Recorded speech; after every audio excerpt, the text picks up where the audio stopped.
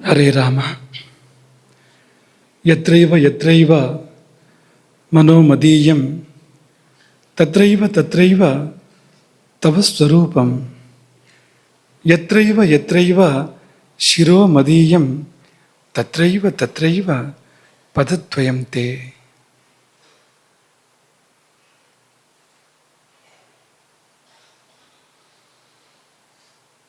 ಅನ್ನಪೂರ್ಣೆ ಸದಾ ಪೂರ್ಣೆ ಶಂಕರ ಪ್ರಾಣವಲ್ಲಭೆ ಜ್ಞಾನ ವೈರಾಗ್ಯ ಸಿದ್ಧ್ಯರ್ಥಂ ಭಿಕ್ಷಾಂ ದೇಹಿ ಚ ಪಾರ್ವತಿ.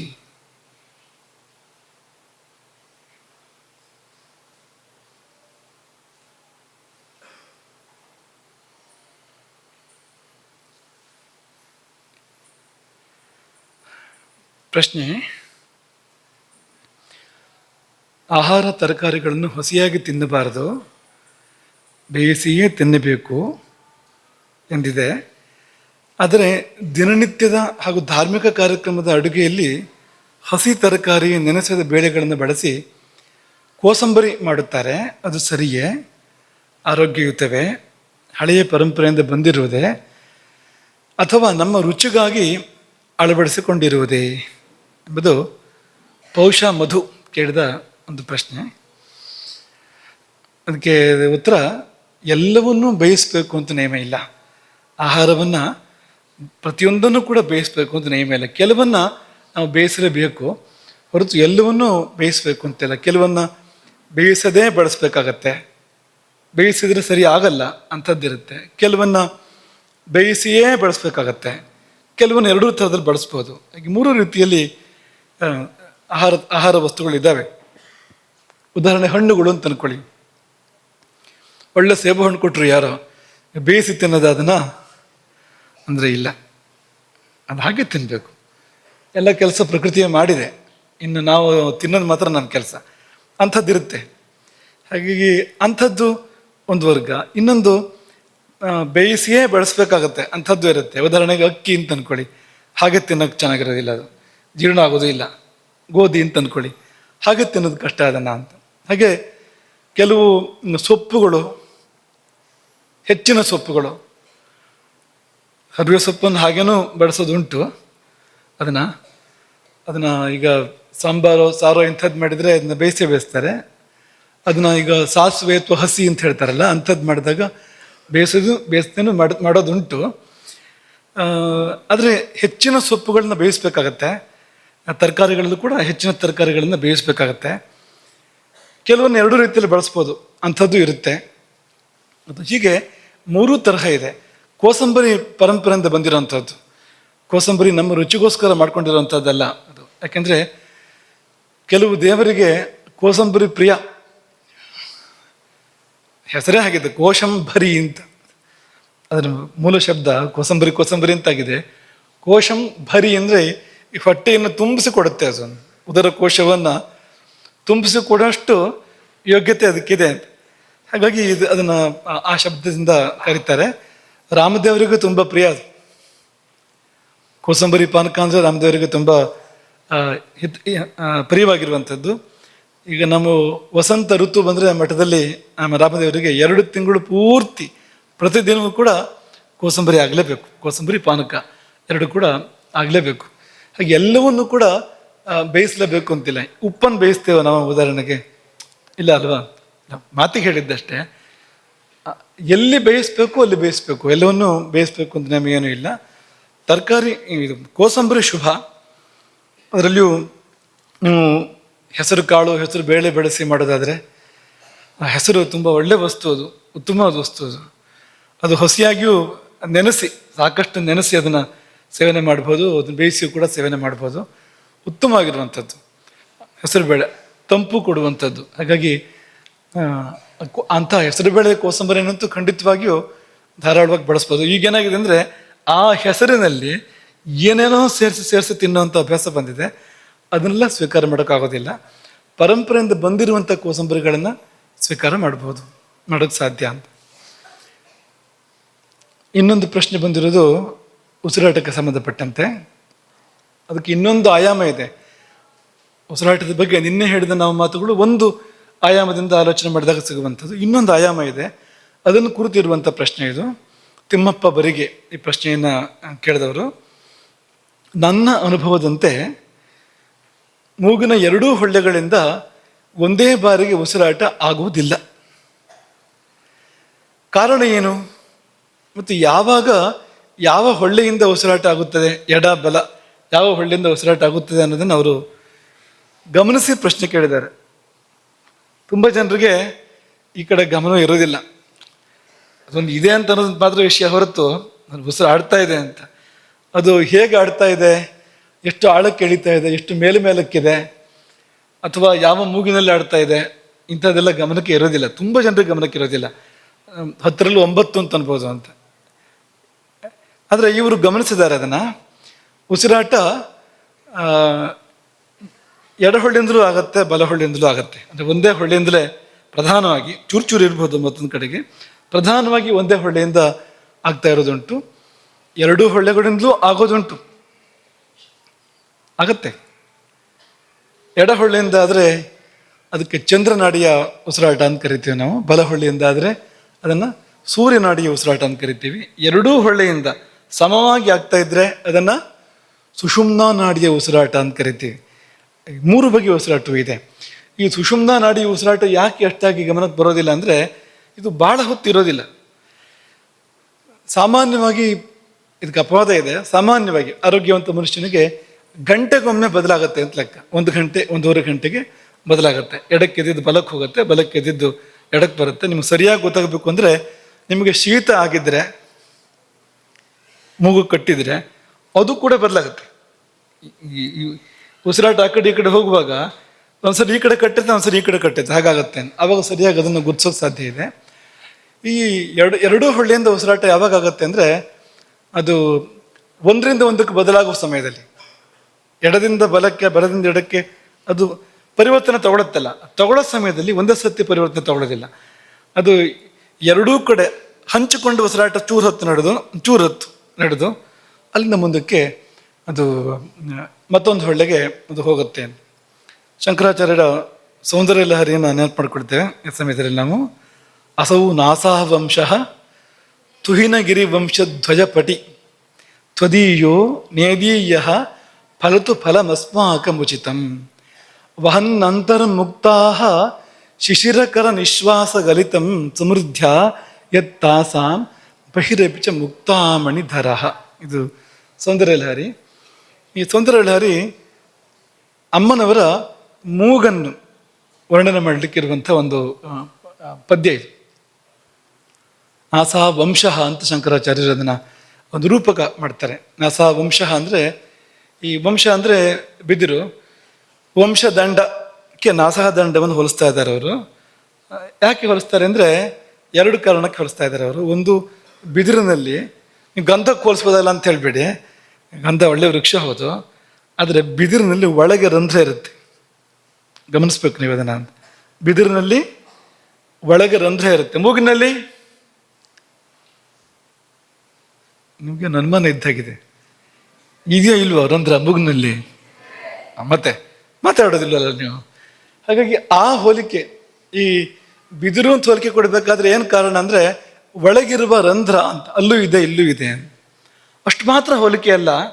ಈ ಲೋಕ ಮರ್ಯಾದೆ, ಶಾಸ್ತ್ರ ಮರ್ಯಾದೆಯಲ್ಲಿ ಒಂದು ಮಾತಿದೆ. ಅದೇನೆಂದರೆ, ಅಪರೂಪದಲ್ಲಿ ಅಪರೂಪ ಕೆಲವು ಬಿದಿರುಗಳ ಒಳಗೆ ಮುತ್ತುಗಳು ಏರ್ಪಡುತ್ತವೆ. ಹೇಗೆ ಕಪ್ಪೆ ಚಿಪ್ಪಿನೊಳಗೆ ಮುತ್ತುಗಳು ಏರ್ಪಡುತ್ತವೋ ಹಾಗೆ ಬಿದಿರಿನ ಒಳಗೂ ಕೂಡ ಮುತ್ತುಗಳು ಏರ್ಪಡೋದುಂಟು. ಅದನ್ನು ಶಂಕರಾಚಾರ್ಯರು ಹೋಲಿಸ್ತಾ ಇರುವಂಥದ್ದು. ಮುತ್ತನ್ನು ಯಾಕೆ ಹೋಲಿಸ್ತಾರೆ ಅಂದರೆ, ಅವರು ಅದಕ್ಕೆ 2 ಕಾರಣಕ್ಕೆ ಅವರು ಮುತ್ತನ್ನು ಉದಾಹರಣೆ ಕೊಡ್ತಾರೆ ಅವರು. ಒಂದು, ಈ ಶಿಶಿರಕರ ನಿಶ್ವಾಸ ಗಲಿತಂ, ಅಮ್ಮ ನೀನು ಉಸಿರಾಡುವಾಗ ಈ ಕಡೆಯಿಂದ ಉಸಿರಾಡ್ತೀಯ. ಶಿಶಿರಕರ ನಿಶ್ವಾಸ ಅಂದ್ರೆ ಏನು?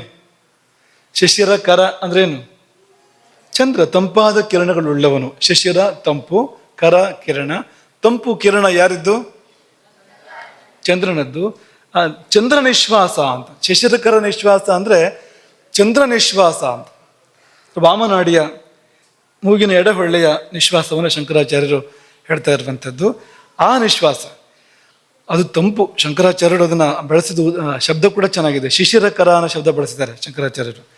ಚಂದ್ರ ಅಂತ ಅನ್ನೋದಕ್ಕೆ ಇನ್ನೂ ಬೇಕಾದಷ್ಟು ಶಬ್ದಗಳಿದೆ, ಚಂದ್ರ ಅಂತ ಅನೇಕ ಶಬ್ದಗಳಿದೆ. ಆದರೆ ಶಿಶಿರಕರ ಅನ್ನೋ ಶಬ್ದವನ್ನು ಯಾಕೆ ಅವರು ಬಳಸ್ತಾರೆ ಅಂತಂದರೆ, ಈ ಚಂದ್ರನಾಡಿ ತಂಪು, ಸೂರ್ಯನಾಡಿ ಉಷ್ಣ. ಈಗ ಎಡಹೊಳ್ಳೆಯಲ್ಲಿ ಉಸಿರಾಡ್ತಾ ಇದ್ರೆ ದೇಹ ತಂಪಾಗ್ತಾ ಹೋಗುತ್ತೆ, ಬಲಹೊಳ್ಳೆಯಲ್ಲಿ ಉಸಿರಾಡುವಾಗ ದೇಹ ಬೆಚ್ಚಗಾಗ್ತಾ, ಇನ್ನೂ ಜಾಸ್ತಿ ಉಸಿರಾಡಿದ್ರೆ ಬಿಸಿ ಆಗ್ತಾ ಹೋಗುತ್ತೆ. ಈ ಬಿಸಿ ಮತ್ತು ತಂಪುಗಳು, ಸೂರ್ಯ ಮತ್ತು ಚಂದ್ರ ಅಂದರೆ ಬಿಸಿ ಮತ್ತು ತಂಪುಗಳು. ಈಗ ಅಸ್ತಮ ಬರುತ್ತೆ ಯಾರಿಗೋ, ಅಸ್ತಮ ಬರಬೇಕಾದ್ರೆ ಮೊದಲೇನಾಗಿರುತ್ತೆ ಅಂದರೆ, ಈ ಎಡಹೊಳ್ಳೆಯ ಉಸಿರಾಟ ತುಂಬ ಆಗಿರುತ್ತೆ. ಅದು ಇದ್ದಕ್ಕಿದ್ದಂಗೆ ಒಂದು ದಿವಸ ಅಸ್ತಮ ಬರೋದಿಲ್ಲ. ಪೂರ್ವಭಾವಿಯಾಗಿ ಈ ಎಡಹೊಳ್ಳೆಯ ನಿಶ್ವಾಸ ಉಸಿರಾಟ ತುಂಬ ನಡೆದು ತಂಪು, ಅದು ಒಳ್ಳೆ ರೀತಿಯಲ್ಲ, ಹಾಗೆ ಜಾಸ್ತಿಯಾಗಿ ಅದು ಅಸ್ತಮಕ್ಕೆ ತಿರುಗುವಂಥದ್ದು. ಹಾಗಾಗಿ ಈ ಕಡೆ ಮಿತಿಮೀರಿ ಉಸಿರಾಟ ಆಗಬಾರ್ದು, ಈ ಕಡೆಗೂ ಹಾಗೆ ಮಿತಿಮೀರಿ ಉಸಿರಾಟ ಆದರೆ ಪಿತ್ತ ವಿಕಾರ ಆಗುತ್ತೆ, ಉಷ್ಣ ತುಂಬ ಆಗುತ್ತೆ. ಅದು ಬೇರೆ ಬೇರೆ ರೀತಿಯ ಅದಕ್ಕೆ ಸಂಬಂಧಪಟ್ಟಂಥ ರೋಗಗಳಿಗೆ, ಪಿತ್ತಜ ರೋಗಗಳಿಗೆ ಅದು ಕರ್ಕೊಂಡು ಹೋಗುತ್ತೆ. ಇದು ಇಂಥದ್ದೆಲ್ಲ ಆಗುತ್ತೆ ಅದು. ಹಾಗಾಗಿ ಅದನ್ನು ಶಂಕರಾಚಾರ್ಯರು ಗುರುತಿಸಿದ್ದಾರೆ.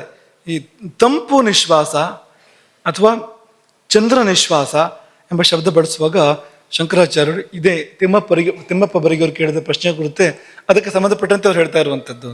ಹಾಗೆ ನಿಶ್ವಾಸ ಒಂದಿದೆ, ಅಂದರೆ ಉಸಿರಾಟ. ಚಂದ್ರ ನಿಶ್ವಾಸ ಅಂತ ಬೇರೆ ಇದೆ, ಸೂರ್ಯ ನಿಶ್ವಾಸ ಅಂತ ಬೇರೆ ಇದೆ, ಸುಷುಮ್ನಾ ನಿಶ್ವಾಸ ಅಥವಾ ಅಗ್ನಿ ನಿಶ್ವಾಸ ಅಂತ, ಮಧ್ಯನಾಡಿ ಇದು ಅಗ್ನಿನಾಡಿ, ಇದು ಅಗ್ನಿ ನಿಶ್ವಾಸ ಅಂತ ಬೇರೆ ಇದೆ ಎಂಬ ರೀತಿಯಲ್ಲಿ ಶಂಕರಾಚಾರ್ಯರು ಹೇಳ್ತಾ ಇರುವಂಥದ್ದು. ಅವರು ಒಳಗೊಳಗೆ ಮುತ್ತುಗಳು ರಚಿತವಾಗಿದ್ದಾವೆ ಅಂತ ಹೇಳ್ತಾರೆ ಶಂಕರಾಚಾರ್ಯರು. ಅಮ್ಮನವರ ಮೂವಿನ ಒಳಗೊಳಗೆ ಎಡಭಾಗದಲ್ಲಿ ಮುತ್ತುಗಳು ವಿರಚಿತವಾಗಿದ್ದಾವೆ ಅಂತ. ಅದ್ಯಾಕೆ ಹೇಳ್ತಾರೆ ಅಂದರೆ, ತಂಪು ಅದು ಅಂತ. ಮುತ್ತು ತಂಪು, ನಿಶ್ವಾಸವೂ ತಂಪು, ತುಂಬ ತಂಪಿನಲ್ಲಿ ಅದು ಮುತ್ತು ರಚಿತವಾಗುವಂಥದ್ದು. ಮತ್ತು ಮುತ್ತು ಕೂಡ ತಂಪು ಮಾಡ್ತಕ್ಕಂಥ ಒಂದು ವಸ್ತು. ಕಾರಕ ಚಂದ್ರ, ಅದಕ್ಕೆ ಮುತ್ತಿಗೆ ಜಲಗ್ರಹ ಅಲ್ವಾ, ಅವನು ತಂಪೆ. ಚಂದ್ರನು ಕೂಡ, ಮುತ್ತು ಕೂಡ ತಂಪೆ. ಇದೆಲ್ಲ ಇಟ್ಕೊಂಡು ಅವ್ರು ಹೇಳ್ತಾ ಇರುವಂಥದ್ದು. ಮುತ್ತುಗಳು ಅಂದರೆ ಭೌತಿಕವಾದ ಮುತ್ತುಗಳನ್ನು ನೀವು ಹೇಳ್ಬೋದು, ಅದಕ್ಕಿಂತ ಹೆಚ್ಚಿನದಾಗಿ ಸಿದ್ಧಿಗಳು ಅಂತ, ಸಾಧಕನಿಗೆ ಆಕೆ ಅನುಗ್ರಹ ಮಾಡ್ತಕ್ಕಂಥ ಸಿದ್ಧಿಗಳು, ಅದನ್ನು ಅವರು ಆ ಶಬ್ದದಿಂದ ಹೇಳ್ತಾ ಇರುವಂಥದ್ದು. ಹಾಗೆಲ್ಲ ಹೇಳಿ ಹೊರಗೂ ಮುತ್ತು ಬಂದ್ಬಿಟ್ಟಿದೆ ಅಂತ. ಎಡಹೊಳ್ಳಿ ಹೊರಗೂ ಈ ಚಂದ್ರನಾಡಿ ಆಡಿ ಎಡಹೊಳ್ಳಿ ಹೊರಗೂ ಮುತ್ತು ಬಂದ್ಬಿಟ್ಟಿದೆ ಅಂತ ಶಂಕರಾಚಾರ್ಯರು ಹೇಳೋದು. ಅದೇನಪ್ಪ, ಏನದು? ಮೂಗುತಿ ವರ್ಣನೆ ಮಾಡಿದ ರೀತಿ ಏನು ಅಂದರೆ, ಶಂಕರಾಚಾರ್ಯರು ಚಂದ್ರನಾಡಿಯಲ್ಲಿ ನೀನು ವಾಮ ನಿಶ್ವಾಸ, ಚಂದ್ರನಾಡಿಯಲ್ಲಿ ಉಸಿರಾಡುವಾಗ ಆ ತಂಪು, ಅತಿಶಯವಾದ ತಂಪು, ಒಳಗೂ ಮುತ್ತುಗಳು ಮೂಡಿದಾವೆ, ಸಾಲದು ಅಂತ ಹೊರಗೂ ಒಂದು ಮುತ್ತು ಮೂಡಿದೆ ಅಮ್ಮ ಅಂತ ಶಂಕರಾಚಾರ್ಯರು ವರ್ಣನೆ ಮಾಡಿದರೆ ಅವರ ಕವಿತ್ವಕ್ಕೆ ಒಂದು ಸಾಟಿ ಇದೆಯಾ ಅಂತ ನಾವು ಕಲ್ಪನೆ ಕೂಡ ಮಾಡ್ಕೊಳ್ಳೋಕ್ಕಾಗೋದಿಲ್ಲ. ಅಂಥದ್ದೊಂದು ಒಂದು ಭಾವ ಇದೆಯಲ್ಲ, ಎಷ್ಟು ವಿಶಿಷ್ಟವಾಗಿರುತ್ತೆ ನೋಡಿ. ಹಾಗಾಗಿ ಬಹಿರಪಿಚ ಮುಕ್ತಾಮಣಿಧರ, ಹೊರಗೆ ಕೂಡ ಮುಕ್ತಾಮಣಿಯನ್ನು ನಾಸಾದಂಡ ಧರಿಸಿದೆ ನೋಡು ಎಂಬುದಾಗಿ ಅವರು ಹೇಳುವಂಥದ್ದು. ಹಾಗಾಗಿ ತಂಪು ಮುತ್ತನ್ನು ಅವ್ರು ಹೇಳ್ತಾ ಇರುವಂಥದ್ದು ಇಲ್ಲಿ. ಹಾಗೆ ಅದು ಒಂದು ಎಡಭಾಗದ್ದು ನಾಡಿಯ ಉಸಿರಾಟ ಅಂತ ಕರೀತಾರೆ ಅದನ್ನು. ಎಡಭಾಗದಲ್ಲಿ ಉಸಿರಾಡ್ತಾ ಇದ್ರೆ, ಬಲಭಾಗದಲ್ಲಿ ಉಸಿರಾಡ್ತಾ ಇದ್ರೆ, ಬಲಹೊಳ್ಳಿಯಲ್ಲಿ ಉಸಿರಾಡ್ತಾ ಇದ್ರೆ ಪಿಂಗಲ, ಆ ನಾಡಿಯಲ್ಲಿ ಪ್ರಾಣ ಸಂಚಾರ ಇದೆ ಅಂತ ಅರ್ಥ. ಅದಕ್ಕೆ ಮಧ್ಯನಾಡಿಯಲ್ಲಿ ನಿಶ್ವಾಸ ಉಸಿರಾಟ ಇದ್ದರೆ, ಎರಡಕ್ಕೂ ಸಮಾನವಾಗಿದ್ದರೆ ಮಧ್ಯನಾಡಿಯಲ್ಲಿ ಸುಷುಮ್ನಾ ನಾಡಿಯಲ್ಲಿದೆ ಎಂಬುದಾಗಿ ಅರ್ಥ. ಎಡಭಾಗ ಸ್ತ್ರೀ, ಬಲಭಾಗ ಪುರುಷ. ಸುಷುಮ್ನಾ ಪುರುಷನೂ ಅಲ್ಲ, ಸ್ತ್ರೀಯೂ ಅಲ್ಲ, ಅದು ತದತೀತ, ನಪುಂಸಕ ಅಂತಲೂ ಕೂಡ ಕರಿಬೋದು ಅದನ್ನು. ಎಡನಾಡಿ ಸೌಮ್ಯ, ಬಲನಾಡಿ ಕೊಂಚ ರೌದ್ರ. ಅದು ಆ ಮಧ್ಯನಾಡಿ ಎರಡನ್ನು ಮೀರಿರುವಂಥದ್ದು, ಎರಡನ್ನು ದಾಟಿರುವಂಥದ್ದು. ಹಾಗಾಗಿ ಎಡನಾಡಿಯಲ್ಲಿ ಉಸಿರಾಡುವಾಗ ಸೌಮ್ಯವಾದ ಕಾರ್ಯಗಳನ್ನು ಮಾಡಬೇಕು. ಬಲನಾಡಿಯಲ್ಲಿ ಉಸಿರಾಡುವಾಗ ಸ್ವಲ್ಪ ಅಂಥದ್ದು ಕಾರ್ಯಗಳನ್ನು ಮಾಡಬೇಕು. ಈಗ ಉದಾಹರಣೆಗೆ ಯಾರೋ ದೊಡ್ಡವರನ್ನು ನೋಡಬೇಕು ಅಥವಾ ದೇವರನ್ನು ನೋಡೋಕೆ ಹೋಗ್ತೇವೆ ನಾವು, ಎಡನಾಡಿಯಲ್ಲಿ ಉಸಿರಾಡ್ತಾ ಇದ್ರೆ ಒಳ್ಳೆಯದು. ಶ್ರೀರಂಗ ಮಹಾಗುರುಗಳು ಇದಕ್ಕೊಂದು ಒಂದು ಮಾತನ್ನು ಹೇಳ್ತಾರೆ, ಏನಾದ್ರು ಹಿಡ್ಕೊಂಡು ಹೋಗಬೇಕು ಅಂತ ಲೆಕ್ಕ. ಗುರುಗಳನ್ನ ದೇವರನ್ನು ನೋಡೋಕೆ ಹೋಗುವಾಗ ಏನಾದರೂ ಹಿಡ್ಕೊಂಡು ಹೋಗಬೇಕು ಅಂತ. ಬರಿಗೈಲಿ ಹೋಗಬಾರ್ದು. ರಿಕ್ತ ಹಸ್ತಸ್ತು ನೋಪೇಯಾತ್ ರಾಜಾನಂ ದೇವತಾಂ ಗುರುಂ. ಖಾಲಿ ಕೈಯಲ್ಲಿ ಗುರುಗಳ ಬಳಿಗೆ ದೇವತೆಗಳ ಬಳಿಗೆ ಹೋಗಬಾರ್ದು ಎಂಬುದು ನಿಯಮ. ಹಿಡ್ಕೊಂಡು ಹೋಗಬೇಕು ಅನ್ನೋದಕ್ಕೆ ಇನ್ನೊಂದು ಪ್ರಯೋಜನ ಕೂಡ ಇದೆ. ಯಾವ ಕೈಲಿ ಹಿಡ್ಕೋಬೇಕು? ಹಿಡ್ಕೊಳ್ಳೋದಾದ್ರೆ ಅದನ್ನ ಗುರುಗಳ ಹತ್ರ ಹೋಗ್ತಾ ಇದ್ದೀರಿ, ದೇವ್ರ ಹತ್ರ ಹೋಗ್ತಾ ಇದ್ದೀರಿ, ಅವ್ರಿಗೆ ಕೊಡಬೇಕು. ಅದನ್ನು ನೀವು ಯಾವ ಕೈಲಿ ಹಿಡ್ಕೋಬೇಕು? ಅದನ್ನು ಬಲಗೈಲಿ ತಾನೇ ಹಿಡ್ಕೋಬೇಕು. ಬಲಗೈಲಿ ಹಿಡ್ಕೊಂಡಾಗ ತಾನಾಗಿ ಈ ಕಡೆ ಹೋಗುತ್ತೆ ಉಸಿರಾಟ ಅಂತ. ನೀವು ಏನನ್ನಾದ್ರು ಜಾಸ್ತಿ ಹೊತ್ತು ಬಲಗೈಲಿ ಹಿಡ್ಕೊಂಡ್ರೆ ತಾನಾಗಿ ಈ ಬಲಭಾಗದ ಉಸಿರಾಟ ಎಡಭಾಗಕ್ಕೆ ಹೋಗುತ್ತೆ. ಹಾಗಾಗಿ ನೀವು ಗುರು ಸನ್ನಿಧಿಗೆ ಹೋಗೋ ಹೊತ್ತಲ್ಲಿ ತಾನಾಗಿ ನಿಮಗೆ ಸರಿಯಾದ ನಾಡಲ್ಲಿ ಶ್ವಾಸ ಉಸಿರಾಟ ಆಗ್ತಾ ಇರುತ್ತೆ ಅನ್ನೋದು ಕಾರಣ. ಅಥವಾ ದೇವರ ಸನ್ನಿಧಿಗೆ ಹೋಗುವಾಗ ಆ ರೀತಿ ಹೋದರೆ ತಾನಾಗಿ ಉಸಿರಾಟ ವಾಮನಾಡಿಗೆ ಬರುತ್ತೆ ಎಂಬುದಾಗಿ ಅವರು ಆ ಸೂಕ್ಷ್ಮವನ್ನು ಹೇಳಿದ್ದಾರೆ. ಹಾಗೆ ಯುದ್ಧಕ್ಕೆ ಹೋಗುವಾಗ, ಯುದ್ಧ ಮಾಡುವಾಗ ಪಿಂಗಲ ನಾಡಿಯಲ್ಲಿ ನಿಶ್ವಾಸ ಇರಬೇಕು, ಉಸಿರಾಟ ಇರಬೇಕು. ಆ ಥರ ಒಂದು ಉದಾಹರಣೆ ಕೊಟ್ಟಿದ್ದೆ ನಮಗೆ. ಒಂದು ವಾದ ವಿವಾದ ಮಾಡುವಾಗ ಪಿಂಗಲ ನಾಡಿಯಲ್ಲಿ ಇದ್ರೆ ಒಳ್ಳೇದು. ಅದು ಒಂಥರ ಯುದ್ಧವೇ. ಯಾವುದೋ ಕಡಿದು ಕೊಚ್ಚಿ ಕೆಲಸ ಮಾಡ್ತಾ ಇದ್ದೀರಿ, ಗದ್ದೆ ಕೆಲಸ, ತೋಟ ಕೆಲಸ ಮಾಡ್ತಾ ಇದ್ದೀರಿ, ಬಲಭಾಗದಲ್ಲಿ ಉಸಿರಾಟ ಒಳ್ಳೇದು. ಯಾವುದೋ ನೀವು ಮಗುನ ಮಾತಾಡಿಸ್ಬೇಕು ನಿಮಗೆ ಅಂತಂದರೆ ಬಲಭಾಗದ ಉಸಿರಾಟ ಒಳ್ಳೇದಲ್ಲ. ನೀವು ಎಷ್ಟು ಸೌಮ್ಯ ಮಾಡೋ ಕೊಟ್ಟರು ಒಂಚೂರು ಹೊರಟ ಆಗ್ಬಿಡುತ್ತೆ ತಾನಾಗೋದು ಅಂತ. ಹಾಗಾಗಿ ನೋಡ್ಕೊಡಿ ಇದನ್ನು ಎಂಬುದಾಗಿ ಶಾಸ್ತ್ರಗಳು ಹೇಳುವಂಥದ್ದು. ತುಂಬ ವಿಷಯಗಳಿದೆ ಇದರಲ್ಲಿ. ಎಷ್ಟಿದೆ ಅಂದರೆ ಅದೇ ಒಂದು ಇಡೀ ಜೀವನ ಬೇಕು ಅದನ್ನು ಅಧ್ಯಯನ ಮಾಡೋದಕ್ಕೆ. ಸ್ವರಶಾಸ್ತ್ರ ಅಂತ ಕರೀತಾರೆ ಇದನ್ನು. ಸ್ವರ ಅಂದರೆ ಸ್ವರ, ಶರ ಅಂದರೆ ಉಸಿರಾಟ. ಇದರಿಂದ ಎಲ್ಲವನ್ನು ಕೂಡ ತಿಳಿಬಹುದು. ನಮ್ಮ ಉಸಿರಾಟವನ್ನು ಆಧರಿಸಿ ಇಡೀ ಪ್ರಪಂಚದ ಬಗ್ಗೆ ತಿಳಿಬೋದು. ಮತ್ತು ಇದರಿರುವ ವ್ಯಕ್ತಿ ಏನಾದರೂ ಕೇಳಿದರೆ ಅದನ್ನೆಲ್ಲ ಹೇಳ್ಬೋದು. ನಮ್ಮ ಉಸಿರಾಟದ ಮೇಲೆ ಹೇಳೋಕ್ಕೆ ಸಾಧ್ಯ. ನೀವು ಇದನ್ನು ಜ್ಯೋತಿಷದ ಪಾಠದಲ್ಲಿ ಒಂದಷ್ಟು ನೀವು ಕೇಳಿದ್ದೀರಿ. ಅಲ್ಲಿ ಕೂಡ ದೀರ್ಘ ಮತ್ತು ಹ್ರಸ್ವ ಉಸಿರಾಟಗಳು ಬರುತ್ತಲ್ವಾ. ಶ್ವಾಸ ಸಂಹತ ದೀರ್ಘ ಇಷ್ಟ ಉದಿತ, ಜ್ಯೋತಿಷದ ಮಾತು ಇದು. ಶ್ವಾಸ ದೀರ್ಘವಾಗಿರಬೇಕು ಮತ್ತು ಸಂಹತ ಅಂದರೆ ಚದುರಬಾರ್ದು. ನಮ್ಮ ಉಸಿರನ್ನು ಬಿಟ್ಟಾಗ ಚದುರಬಾರ್ದು, ಅದು ಏಕಾಗ್ರವಾಗಿ ತುದಿ ಒಂದಾಗಿ ಮುಂದುವರಿಬೇಕು. ಅದು ಒಂದು ಚದುರಿ ಹೋಗಬಾರ್ದು ಅದು ಒಂದು. ಹಾಗಾಗಿ ಸಂಹತವಾಗಿರಲಿ ಮತ್ತು ದೀರ್ಘವಾಗಿರಲಿ. ಹಾಗಿದ್ದರೆ ಎಷ್ಟರ ಮಟ್ಟಿಗೆ ಶುಭ ಅಂದರೆ, ಈಗ ನಿಮಗೆ ಹಿಂದೆ ಜ್ಯೋತಿಷದ ಪಾಠದಲ್ಲಿ ಅದನ್ನು ಹೇಳಿದೆ ನಾನು. ಶ್ವಾಸ 16 ಅಂಗುಲದ ಶ್ವಾಸ ಅಲ್ವಾ? ಲೆಕ್ಕ ಹಾಕಿದರೆ 8, 12, 16 ಅಲ್ಲಿವರೆಗೆ ಬರಬೇಕು ಶ್ವಾಸ. ಯಾವ ಭೂತದ ಉದಯ ಆಗತ್ತೆ ಆಗ? ಪೃಥ್ವಿ ಭೂತದ ಉದಯ ಆಗತ್ತೆ. 12 ಅಂಗುಲ ಇದ್ರೆ ಜಲಭೂತದ ಉದಯ ಆಗತ್ತೆ ಅಲ್ವಾ? ಅಗ್ನಿಗೆ, ವಾಯುವಿಗೆ, ಪರವಾಗಿಲ್ಲ, ನೆನಪಿದೆ ನಿಮಗೆ. ಅಕಸ್ಮಾತ್ ಬಂದಿದ್ದು ಆದರೂ ನೆನಪಿದ್ದೀರ ನಿಮಗೆ. ಆಕಾಶಕ್ಕೆ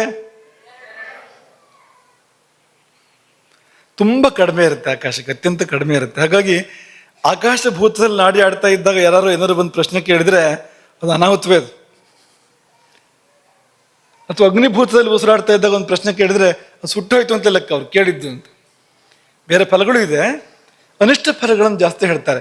ಅದೇ ಪೃಥ್ವಿ ಭೂತದಲ್ಲಿ ಉಸಿರಾಡುವಾಗ, ಪೃಥ್ವಿ ಜಲ 16, 12 ಅಂಗುಲ ಉಸಿರು, ಅಷ್ಟು ದೀರ್ಘ ಉಸಿರಿದ್ದಾಗ ಬಂದು ಯಾರು ಅದೇ ಕಡೆಗೆ, ಯಾವ ಕಡೆ ಉಸಿರಾಡ್ತಾ ಇದೆ ಆ ಕಡೆಗೆ ಬಂದು ನಿಂತು ಪ್ರಶ್ನೆ ಕೇಳಿದರೆ ಆಗ ಏನು ಹೇಳಬೇಕು ಉತ್ತರನ ಅವನಿಗೆ ಅಂದರೆ, ದೀರ್ಘಾಯುಸ್ಸನ್ನು ಹೇಳು, ಗುಣವತ್ ಕಲತ್ರ ತನಯ, ಒಳ್ಳೆ ಹೆಂಡತಿ ಮಕ್ಕಳು ಅಂತ ಹೇಳು, ಪುಷ್ಯಧನ, ಸಂಪತ್ತು ಹೆಚ್ಚಾಗ್ತಾ ಹೋಗುತ್ತೆ ಇನ್ನು ಅಂತ ಹೇಳು, ಅಧಿಕಂ, ಎಲ್ಲವೂ ಶುಭವೆಲ್ಲ ಅಧಿಕವಾಗ್ತಾ ಹೋಗುತ್ತೆ ಅಂತ ಹೇಳು ಎಂಬುದಾಗಿ ಹೇಳಿದ್ದಾರೆ.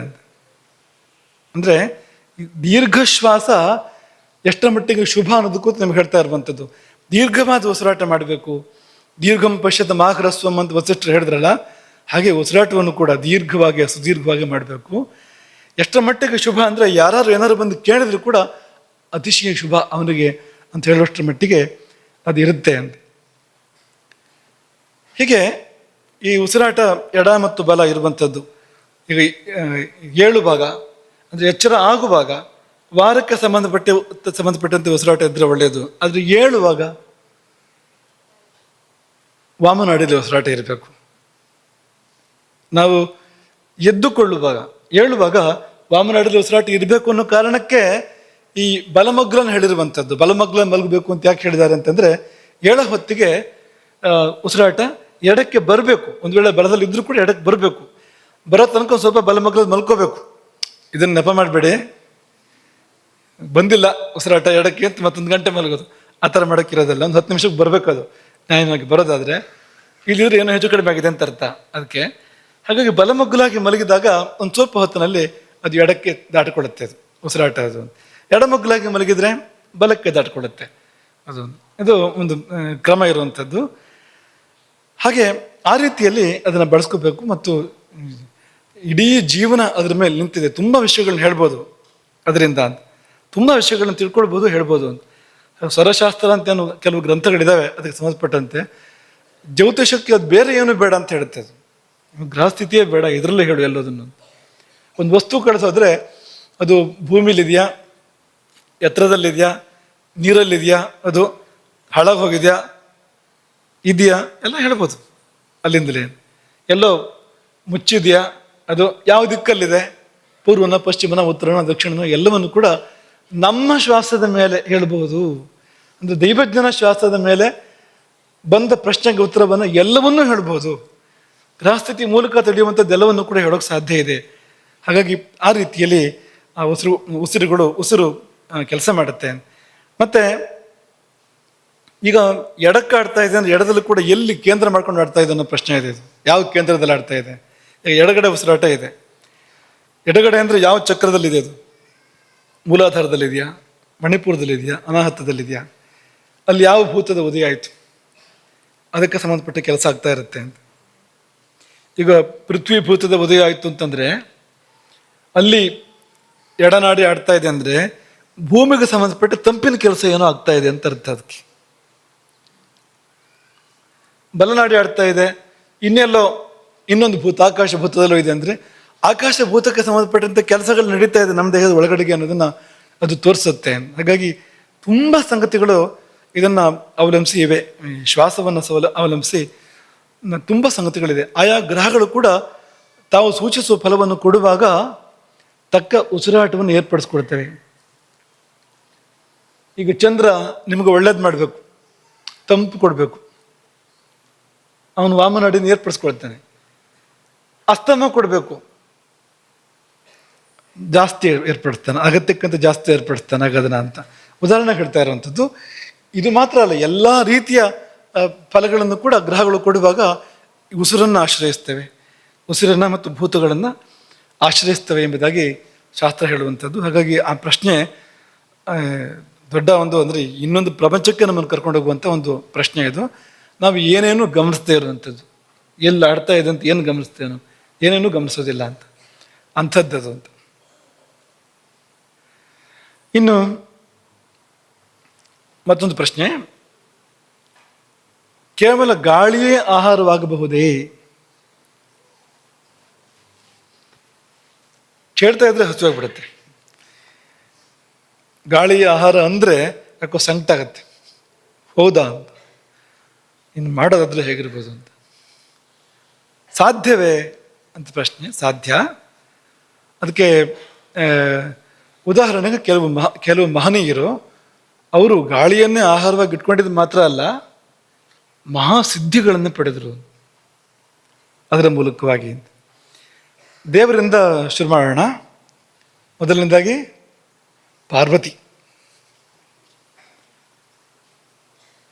ಪಾರ್ವತಿ ಶಿವನನ್ನು ಪಡಿಬೇಕು ಅಂತ ತಪಸ್ಸು ಮಾಡಿದರು ಅಲ್ವಾ? ಯಾಕೆ ಶಿವನನ್ನು ಪಡಿಬೇಕು ಪಾರ್ವತಿ? ಅದು ಹೊಸದಲ್ಲ, ಅದು ಸತಿಯೇ ತಾನೇ ಪಾರ್ವತಿಯಾಗಿ ಹುಟ್ಟು ಬಂದಿರುವಂಥದ್ದು. ಅವಳದ್ದವಳಿಗೆ ಬೇಕು ಅಂತಷ್ಟೇ ಹೊರತು ಹೊಸ ವಿಷಯ ಏನೂ ಇಲ್ಲ. ಆದರೆ ಕೆಲವು ಸತಿ ನಮಗೆ ಬೇಕು ಅಂದ್ರೂ ಕೂಡ ತುಂಬ ಕಷ್ಟಪಡಬೇಕಾಗತ್ತೆ. ನಮ್ಮದನ್ನು ನಾವು ಪಡ್ಕೊಳ್ಬೇಕು ಅಂದ್ರೂ ಕೂಡ ತುಂಬ ಕಷ್ಟಪಡಬೇಕಾಗತ್ತೆ. ಲೌಕಿಕವಾಗಿ ತಗೊಂಡು ಹೇಳೋದಾದ್ರೆ, ದೇವರಿಗೆಲ್ಲ ಅನ್ವಯ ಮಾಡಬೇಡಿ ಇದನ್ನ. ಹೋಗ್ಬೇಡ ಅಂತಂದ ಶಿವ ದಕ್ಷ ಯಜ್ಞಕ್ಕೆ ಅಲ್ವಾ? ಹೋಗ್ಬೇಡ ಅಂತಂದ ಶಿವ. ಆದರೂ ಹೋಗೇ ಬಿಟ್ಲು ಸತಿ ಅಲ್ವಾ? ಒಂಚೂರು ಅಂತರ ಬಂತು ಅಲ್ಲಿ. ಮತ್ತೆ ಸರಿಯಾಗಬೇಕು ಅಂದರೆ ಇಷ್ಟು ತಪಸ್ಬೇಕಾಗತ್ತೆ ಅದಕ್ಕೆ ಅಂತ. ಮತ್ತೆ ಹುಟ್ಟು ಬರಬೇಕಾಗತ್ತೆ ನೋಡಿ ಅಂತ, ಅದು ಸರಿಯಾಗಬೇಕು ಅಂದರೆ ಅಂತ. ಹಾಗೆ ಆಕೆ ಹಿಮಾಲಯನ ಮಗಳಾಗಿ ಹುಟ್ಟಿ ಬಂದಳು, ಗೌರಿಯಾಗಿ. ನಾರದ ಮುನಿಗಳ ಮಾರ್ಗದರ್ಶನದಂತೆ ಹಿಮಾಲಯದ ಗೌರಿಕೊಂಡದಲ್ಲಿ, ಗಂಗಾವತರಣ ಪ್ರದೇಶ, ಅಲ್ಲಿ ಕಠಿಣ ತಪಸ್ಸನ್ನು ಆರಂಭಿಸ್ತಾಳೆ. ಭೋಗ ಭಾಗ್ಯ, ದುಕೂಲಗಳು, ಪೀತಾಂಬರಗಳು, ಆಭರಣಗಳು ಎಲ್ಲವನ್ನು ತ್ಯಾಗ ಮಾಡಿ ನಾರು ಮಡಿಯುಟ್ಟು ತಪಸ್ಸಿಗೆ ಕುಳಿತಿದ್ದಾಳೆ ಪಾರ್ವತಿ. ಆಹಾರ ಕ್ರಮವನ್ನು ಹೇಳುವಾಗ ತಪಸ್ಸು ತುಂಬ ಅದ್ಭುತವಾಗಿರುವಂಥದ್ದು, ಬರೀ ಇಷ್ಟನ್ನು ಮಾತ್ರ ತಗೊಳ್ಳೋಣ ನಾವು. ಆಹಾರ ಕ್ರಮವನ್ನು ಹೇಳುವಾಗ ಮೊದಲ ಹಂತದಲ್ಲಿ ಕಾಡಿನಲ್ಲಿ ಸಿಗುವಂಥ ಹಣ್ಣು ಹಂಪಲುಗಳನ್ನು ಆಕೆ ಸೇವನೆ ಮಾಡ್ತಾ ಇದ್ರು. ಎರಡನೇ ಹಂತದಲ್ಲಿ ಹಣ್ಣುಗಳನ್ನು ಬಿಟ್ಟಳು, ಗಿಡ ಮರಗಳ ಹಸಿರು ಎಲೆಗಳು ಅದನ್ನು ಸ್ವೀಕರಿಸಿ ತಪಸ್ಸು ಮಾಡ್ತಾ ಇದ್ಲು. ಮೂರನೇ ಹಂತದಲ್ಲಿ ಅದನ್ನು ಬಿಟ್ಲು, ಒಣಗಿದ ತರಗೆಲೆಗಳು, ತಾನಾಗಿ ಉದುರಿದ ಎಲೆಗಳು, ಮರಗಿಡಕ್ಕೂ ಅಷ್ಟು ಕಷ್ಟ ಕೊಡೋದು ಬೇಡ ಅನ್ನೋ ಭಾವದಲ್ಲಿ ತಾನಾಗಿ ಉದುರಿದ ಎಲೆಗಳು, ಅಂದರೆ ಹಸಿ ಎಲೆಲಿರೋಷ್ಟು ಸತ್ವ ಕೂಡ ಒಣ ಎಲೆ ಇರೋದಿಲ್ಲ ನೋಡಿ, ಒಣ ಎಲೆಯಲ್ಲಿ ಏನಿರುತ್ತೆ ಹೇಳಿ, ಹಾಗಂತ ಒಣ ಎಲೆಗಳನ್ನು ಸೇವಿಸಿ ತಪಸ್ಸನ್ನು ಮುಂದುವರಿಸ್ತಾಳೆ. ಇದೇ ತುಂಬ ಉತ್ಕೃಷ್ಟವಾಗಿರುವಂಥ ತಪಸ್ಸು ಅಂತ ಲೆಕ್ಕ. ಕಾಳಿದಾಸ ಕುಮಾರ ಸಂಭವದಲ್ಲಿ ಈ ಬಗ್ಗೆ ಉಲ್ಲೇಖ ಮಾಡ್ತಾನೆ. ಸ್ವಯಂ ವಿಶೀರ್ಣ ದ್ರುಮಪರ್ಣ ವೃತ್ತಿತ ಪರಾಹಿ ಕಾಷ್ಠ ತಪಸ್ಸಸ್ತಯ ಪುನಃ. ಅಂದರೆ ಸ್ವಯಂ ವಿಶೀರ್ಣ, ತಾನಾಗಿ ಉದುರಿದ್ದು, ಏನು ದ್ರುಮಪರ್ಣ, ಗಿಡ ಮರಗಳ ಎಲೆಗಳು, ತಾನಾಗಿ ಉದುರಿದ ಮರಗಿಡಗಳ ಎಲೆಗಳೇ ವೃತ್ತಿ, ಬದುಕು. ಇದು ತಪಸ್ಸಹ ಪರಾಹಿ ಕಾಷ್ಠ, ತಪಸ್ಸಿನ ಒಂದು ಪರಾಕಾಷ್ಠೆ ಅಂತ ಲೆಕ್ಕ. ಇದನ್ನು ತಿನ್ಕೊಂಡು ತಪಸ್ಸು ಮಾಡೋದು ಅಂತಂದರೆ ಉತ್ತಮೋತ್ತಮವಾದ ತಪಸ್ಸು ಅಂತ ಲೆಕ್ಕ. ಅದನ್ನು ಮಾಡ್ತಾ ಇದ್ದಳಂತೆ ಪಾರ್ವತಿ. ಒಂದು ಹಂತ ಬಂದಾಗ ಅದನ್ನು ಬಿಡ್ತಾಳೆ. ಆಗ ಹೆಸರಾಯಿತು ಅಪರ್ಣ. ಏನು ಅಪರ್ಣ ಅಂದರೆ, ಯಾವಾಗ ಈ ಪರ್ಣವನ್ನು ಕೂಡ ತ್ಯಾಗ ಮಾಡಿದ್ಲು. ಪರ್ಣ ಅಂದರೆ ಎಲೆ, ಮೊದಲು ಪರ್ಣಗಳು, ಆಮೇಲೆ ಶುಷ್ಕ ಪರ್ಣಗಳು. ಆ ಶುಷ್ಕ ಪರ್ಣಗಳನ್ನು ಯಾವಾಗ ತ್ಯಾಗ ಮಾಡಿದಳೋ ಆಗ ಅಪರ್ಣ ಎಂಬುದಾಗಿ ಕರೆಸ್ಕೊಂಡ್ಲು. ಕಾಳಿದಾಸನ ಹೇಳ್ತಾನೆ ಅದನ್ನು. ತದಪ್ಯಪಾಕೀರ್ಣಂ, ತದಪಿ ಯಾವುದು ಈ ತರಗೆಲೆಗಳ ಸೇವನೆ ಕೂಡ ಅಪಾಕೀರ್ಣಂ, ಬಿಡಲ್ಪಟ್ಟಿತು ಪಾರ್ವತಿಯಿಂದ. ಆಗ ವದಂತ್ಯಪರ್ಣೀತಿ ಚತಾಂ ಪುರಾವಿದ, ಅಪರ್ಣ ಎಂಬುದಾಗಿ ಪುರಾಣಜ್ಞರು ಆಕೆಯನ್ನು ಕರೆದರು ಎಂಬುದಾಗಿ ಕಾಳಿದಾಸ ಹೇಳ್ತಾನೆ. ಅದನ್ನು ತ್ಯಾಗ ಮಾಡ್ತಾಳೆ. ಆ ತಪಸ್ಸಿನಲ್ಲಿ ಶಿವ ಒಲಿದು ಬಂದ.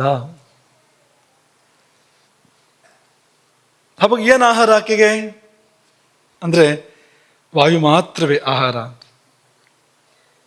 ಆವಾಗ ಮೊನ್ನೆ ತಮಾಷೆ ಮಾಡಿದ್ವಲ್ಲ, ಅದು ನಿಜ ಆಗ್ಬಿಡುತ್ತೆ. ಭಾರತೀಯರು ಎಲ್ಲಿಂದ ಊಟ ಮಾಡ್ತಾರೆ? ಭಾರತೀಯರು ಮೂಗಿಂದ ಊಟ ಮಾಡ್ತಾರೆ. ನಿಜವೇ, ಭಾರತೀಯರು ಮೂಗಿಂದಲೇ ಊಟ ಮಾಡೋದು. ಭಾರತೀಯರು ಆ ಎತ್ತರ ಕಳ್ಕೊಂಡ ಮೇಲೆ ಅವರು ಬಾಯಿಂದ ಊಟ ಮಾಡೋಕ್ಕೆ ಶುರು ಮಾಡಿದ್ದು. ಇಲ್ಲಿದ್ರೆ ಮೂಗಿಂದ ಊಟ ಮಾಡೋಕ್ಕೆ ಗೊತ್ತವ್ರಿಗೆ. ವಾತಾಶನರು ಅವರು ಕೇವಲ ಗಾಳಿಯನ್ನು ಸೇವಿಸಿ ಇರ್ತಾರೆ. ಅವರು ಎಷ್ಟೋ ಕಾಲ ಇರ್ತಾರೆ, ಇರೋ ಬಲ್ರು ಅವರು. ಹಾಗಾಗಿ ಮೂಗಿಂದ ಊಟ ಮಾಡ್ತಾರೆ ಅಂದರೆ ತಪ್ಪಿಲ್ಲ. ಊಟ ಯಾವುದು ಅಂದರೆ ಉಸಿರಾಟವೇ ಊಟ, ಅದನ್ನು ಸ್ವೀಕಾರ ಮಾಡ್ತಾರೆ. ಹಾಗೆ ಪಾರ್ವತಿ ಮಹಾಸಿದ್ಧಿಯನ್ನು ಪಡ್ಕೊಂಡ್ಲು. ಏನನ್ನ ಅಂದರೆ ಸಾಕ್ಷಾತ್ ಪರಶಿವನನ್ನೇ ಆಕೆ ಒಲಿಸಿಕೊಂಡಳು. ಇನ್ನೇನು ಸಿದ್ಧಿ, ಅಂತ ಸಿದ್ಧಿ ಇದು ಅಂತ. ಧ್ರುವ, ಬಾಲಕ ಧ್ರುವ, ನೀವೆಲ್ಲ ಧೈರ್ಯ ಮಾಡ್ಬೋದು. ಈಗ ಬಾಲಕ ಧ್ರುವ ಅವನು ಮೊದಲ 3 ತಿಂಗಳು ಅವನ ತಪಸ್ಸು ಮಾಡುವಾಗ, ಮೊದಲ 3 ತಿಂಗಳು 3 ದಿನಕ್ಕೊಂದು ಹಣ್ಣು, 3 ದಿನಕ್ಕೊಮ್ಮೆ ಹಣ್ಣು. 2ನೇ ತಿಂಗಳಲ್ಲಿ 6 ದಿನಕ್ಕೊಮ್ಮೆ ಒಣಗಿದ ಎಲೆ, 3ನೇ ತಿಂಗಳಿನಲ್ಲಿ 9 ದಿನಕ್ಕೊಮ್ಮೆ ನೀರು, 4ನೇ ತಿಂಗಳಲ್ಲಿ ಬರೀ ಗಾಳಿ ಮಾತ್ರ. 1ನೇ ತಿಂಗಳಿನಲ್ಲಿ 3 ದಿನಕ್ಕೊಮ್ಮೆ ಆಹಾರ. ಏನು ಆಹಾರ? ಹಣ್ಣು. 2ನೇ ತಿಂಗಳಿನಲ್ಲಿ 6 ದಿನಕ್ಕೊಮ್ಮೆ ಆಹಾರ, 3 ದಿನದಿಂದ 6 ದಿನಕ್ಕೆ ಬಂತು. ಹಣ್ಣಿದ್ದಿದ್ದು ಎಲೆ ಆಯ್ತು, ಅದು ಏನು ಒಣಗಿದ ಎಲೆ ಅಂತ. 3ನೇ ತಿಂಗಳಲ್ಲಿ ಬರೀ ನೀರು, ಅದು 3 ದಿನಕ್ಕೊಮ್ಮೆ, 9 ದಿನಕ್ಕೊಮ್ಮೆ, 3 ಪಟ್ಟಾಯಿತು, 9 ದಿನಕ್ಕೊಮ್ಮೆ. ಆಮೇಲೆ ಅದನ್ನು ಬಿಟ್ಬಿಟ್ಟ. ಆಗಲೇ ಭಗವಂತ ಒಲಿದು ಬಂದಿದ್ದು ಧ್ರುವನಿಗೆ. ಕೇವಲ ಗಾಳಿಯನ್ನಷ್ಟೇ ಸೇವಿಸಿ ಒಂಟಿ ಗಾಲಿನಲ್ಲಿ ನಿಂತು ಇಂದ್ರಿಯಗಳನ್ನು ನಿಯಂತ್ರಿಸಿ ತಪಸ್ಸು ಮಾಡಿದ. ಅಂದರೆ ಇದು ನಾರಾಯಣ ಸಿದ್ಧಿ. ಆಗ ಹೇಳಿದ್ದು ಶಿವಸಿದ್ಧಿ, ಇದು ವಿಷ್ಣು ಸಿದ್ಧಿ. ಎರಡೂ ಕಡೆ ಅವರು ಕೇವಲ ಗಾಳಿಯನ್ನು ಸೇವಿಸಿ ಜೀವನ ಮಾಡ್ತಾ ಇದ್ದಿದ್ದು ಗೊತ್ತಾಗತ್ತೆ, ತಪಸ್ಸು ಮಾಡ್ತಾ ಇದ್ದಿದ್ದು ನಮಗೆ ಗೊತ್ತಾಗತ್ತೆ. ಭಗೀರಥನ ತಪಸ್ಸು ಹೀಗೆ ಇದೆ. ಗೋಕರ್ಣದಲ್ಲಿ ತಪಸ್ಸು ಮಾಡಿದ ಅಂತ ಹೇಳ್ತಾರೆ ಭಗೀರಥ. ಗೋಕರ್ಣ ಅಂತಲೇ ಉಲ್ಲೇಖ ಇದೆ ರಾಮಾಯಣದಲ್ಲಿ. ಎರಡೂ ಕೈಗಳನ್ನ ಮೇಲಕ್ಕೆತ್ತಿ ಸೂರ್ಯನನ್ನೇ ದಿಟ್ಟಿಸ್ತಾ ಆಹಾರ ನೀರುಗಳನ್ನು ಬಿಟ್ಟು ಕೇವಲ ವಾಯುಭಕ್ಷಕನಾಗಿ ವಾತಾಶರನಾಗಿ ತಪಸ್ಸು ಮಾಡಿದ. ಅವನಿಗೆ ಗಂಗಾ ಸಿದ್ಧಿ ಆಯಿತು ಭಗೀರಥನಿಗೆ. ವಿಶ್ವಾಮಿತ್ರರು ಅವರು ಕೂಡ ಹಾಗೆ. ಅವರು ಇನ್ನೊಂಚೂರು ಮುಂದುವರೆದು ಅದನ್ನು ನಿಲ್ಲಿಸ್ಬಿಡ್ತಾರೆ. ಕೇವಲ ಉಸಿರು ಮಾತ್ರವೇ ಅಂತೆಷ್ಟೋ ಕಾಲ ತಪಸ್ಸು, ಆಮೇಲೆ ಇದನ್ನು ನಿಲ್ಲಿಸ್ತೇನೆ ಅಂತ, ಉಸಿರನ್ನು ನಿಲ್ಲಿಸ್ತೇನೆ ಅಂತ. ಅವರಿಗೆ ಗಾಯತ್ರಿ ಸಿದ್ಧಿ ಆಯಿತು ವಿಶ್ವಾಮಿತ್ರರಿಗೆ. ಚವನ ಮಹರ್ಷಿಗಳು ಹುತ್ತ ಬೆಳೆದಿತ್ತಲ್ಲ ಚವನ ಮಹರ್ಷಿಗಳ ಮೇಲೆ, ಅಲ್ಲಿ ತಾನೇ ಕಡ್ಡಿಯಿಂದ ಚುಚ್ಚಿದ್ದು ಯಾರು? ಸುಕನ್ಯಾ. ಸುಕನ್ಯಾ, ಸು ಅಂದ್ರೆ ಸುಕ್ರುಂಡನೂ ಆಗ್ಬೋದು, ಅದಲ್ಲ ಇಲ್ಲಿ. ಸು ಅಂದ್ರೆ ಸುಕನ್ಯಾ ಅಂತ. ಹಾಗೊಂದು ಮಾತಿದೆ ಕನ್ನಡದಲ್ಲಿ, ಸು ಅಂದ್ರೆ ಗೊತ್ತಾಗುತ್ತೆ, ಸುಕ್ರುಂಡೆ ಅಂತ ಕೂಡಲೇ ಅರ್ಥ ಮಾಡ್ಕೊಳ್ತಾರೆ ಅಂತ. ಸುಕ್ರುಂಡೆ ಇವತ್ತು ನೋಡಿಯೂ ಗೊತ್ತಿಲ್ಲ, ತಿಂದು ಗೊತ್ತಿಲ್ಲ ಅಂತ ಕಾಲ ಬಂದಿದೆ ಈಗ. ಆದರೆ ಸುಕ್ರುಂಡೆ ಜನಪ್ರಿಯವಾದ ಕಾಲದಲ್ಲಿ ಈ ಗಾದೆ ಬಂದಿದೆ. ಸು ಅಂದ್ರೆ ಸಾಕು ಗೊತ್ತಾಗತ್ತೆ ಮುಂದಿಂದ ಏನು ಅಂತ. ಏನು ಮುಂದಿನ ಸುಕ್ರುಂಡೆ ಅಂತ, ಅದಲ್ಲ ಸುಕನ್ಯಾ ಅಂತ. ಹಾಗಾಗಿ ಅವರು ಕೂಡ ಹಾಗೆ ಕೇವಲ ಗಾಳಿಯನ್ನು ಆಶ್ರಯಿಸಿ ತಪಸ್ಸು ಮಾಡಿದರು. ಅವರಿಗೆ ಆ ಕಡೆಗೆ ಜ್ಞಾನ ಸಿದ್ಧಿನೂ ಆಯಿತು, ಮೋಕ್ಷ ಸಿದ್ಧಿನೂ ಆಯಿತು, ಈ ಕಡೆಗೆ ಕುಟುಂಬ ಸಿದ್ಧಿಯೂ ಆಯಿತು. ಸುಕನ್ಯಾ ಆಕೆಗೆ ಒಲಿದು ಬಂದ್ಲು, ಅವರಿಗೆ ಒಲಿದು ಬಂದ್ಲು. ಕಡ್ಡಿ ಚುಚ್ಚಕ್ಕೆ ಹೋಗಿ ಇವಳೆ ಅವ್ರ ಜೊತೆಲಿರೋ ಹಾಗಾಯ್ತು, ಆಮೇಲೆ ಚವನರ ಜೊತೆಲಿರೋ ಹಾಗಾಯ್ತು ಅಂತ. ಕರ್ದಮ ಪ್ರಜಾಪತಿಯ ಬಗ್ಗೆ ಬರುತ್ತೆ, ಕೇವಲ ವಾತಾಶಾಂದ್ರಾಗಿ ತಪಸ್ಸು ಮಾಡ್ತಾ ಇದ್ರು ಅಂತ. ವಾಲ್ಮೀಕಿಗಳು ಅತ್ಯಂತ ಪ್ರಸಿದ್ಧ. ಹುತ್ತಗಟ್ಟಿದೆ, ಆಹಾರ ತಗೊಳ್ಳೋದಿಲ್ಲಿಂದ ತಗೊಳ್ಳೋಕೆ ಸಾಧ್ಯ ಇಲ್ಲ. ಇದು ಕೂಡ ಹಾಗೆ ಅಂತ. ಇದೆಲ್ಲ ಆದರೆ ಹುತ್ತ ಆಗಿದ್ರಿಂದ ಅಲ್ಲಿ ಗಾಳಿಗೆ ಅವಕಾಶ ಇದೆ ಅಲ್ವಾ? ಹುತ್ತದಲ್ಲಿ ಗಾಳಿಗೆ ಅವಕಾಶ ಇರುತ್ತೆ ಇಲ್ವೋ? ಎಲ್ಲ ಅಲ್ಲಿ ಸಣ್ಣ ಸಣ್ಣ ಸಣ್ಣ ಸಣ್ಣ ಬಿಲುಗಳಿರ್ತಾವಲ್ಲ ಹುತ್ತದಲ್ಲಿ, ಹಾಗಾಗಿ ಗಾಳಿಗೆ ಅವಕಾಶ ಇದೆ ಅಲ್ಲಿ. ಆದರೆ ಬೇರೆ ಏನೂ ಸಾಧ್ಯ ಇಲ್ಲ, ಅದನ್ನು ಬಿಟ್ಟು ಬೇರೆ ಇನ್ನೇನೂ ಇಲ್ಲ. ಅಚಲವಾಗಿ ತಪಸ್ಸು ಮಾಡ್ತಾರೆ ನೋಡಿ. ಇಲ್ಲೆಲ್ಲ ಕೇವಲ ಗಾಳಿಯನ್ನು ಸೇವಿಸಿದಾಗ ಅವ್ರಿಗೆ ಹಾಳಾಗಿಲ್ಲ, ಒಳ್ಳೆಯದಾಗಿದೆ ಅಂತ. ಹಾಗಾಗಿ ಹೀಗೆ ಇರಬಹುದು ಅನ್ನೋದನ್ನು ಇವರೆಲ್ಲ ತೋರಿಸಿದ್ದಾರೆ. ಆದರೆ ಇರುವಂತೆ ಇರಬೇಕು. ಈಗ ಸುಮ್ಮನೆ ಗಾಳಿ ಸೇವಿಸ್ಕೊಂಡಿರ್ತಾನೆ ಅಂತಂದ್ರೆ ಹಾಗಲ್ಲ.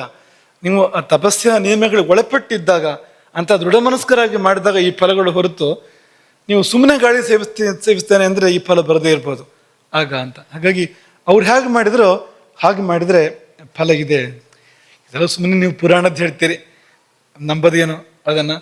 ನಿಜ ಹೌದಲ್ಲೋ ಯಾರು ಕಂಡವರು ಅಂದರೆ, ನಿಮಗೆ ಋಷಿ ಮುನಿಗಳ ಉದಾಹರಣೆ ಬೇಡ, ದೇವತೆಗಳ ಉದಾಹರಣೆ ಬೇಡ ಅಂದರೆ ಪ್ರಾಣಿಗಳ ಉದಾಹರಣೆ ಕೊಡ್ಬೋದು.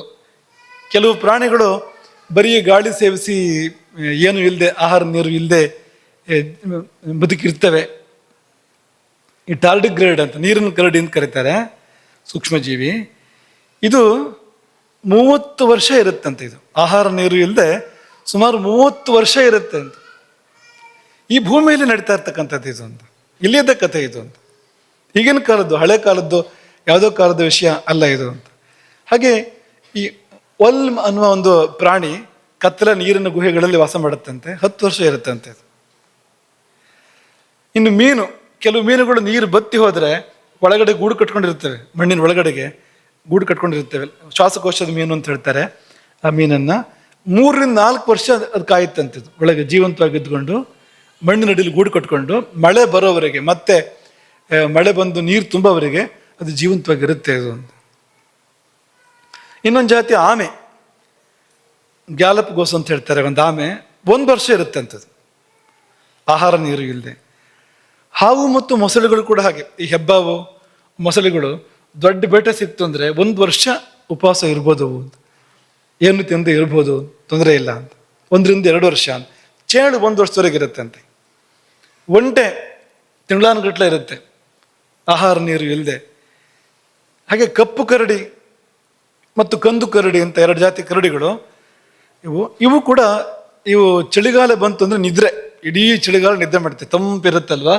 ಹಾಗಾಗಿ ಬೇಸಿಗೆಯಲ್ಲಿ ಸರಿ ತಗೊಳ್ಳೋದು ಅದು ಎಷ್ಟು ಅಂತ ಲೆಕ್ಕ ಇಲ್ಲ, ಆ ಥರ ತಗೊಂಡು ದಪ್ಪ ಆಗೋದು. ಚಳಿಗಾಲ ಬಂದರೆ 5ರಿಂದ 7 ತಿಂಗಳು ಅವು ತಮ್ಮ ದೇಹದ ಉಷ್ಣತೆ ಮತ್ತು ಹೃದಯದ ಬಡಿತ ಕೂಡ ಕಡಿಮೆ ಮಾಡಿಕೊಂಡು ಆರಾಮ್ ನಿದ್ರೆ ಮಾಡ್ತಾ ಇರ್ತೇವೆ ಅಂತ.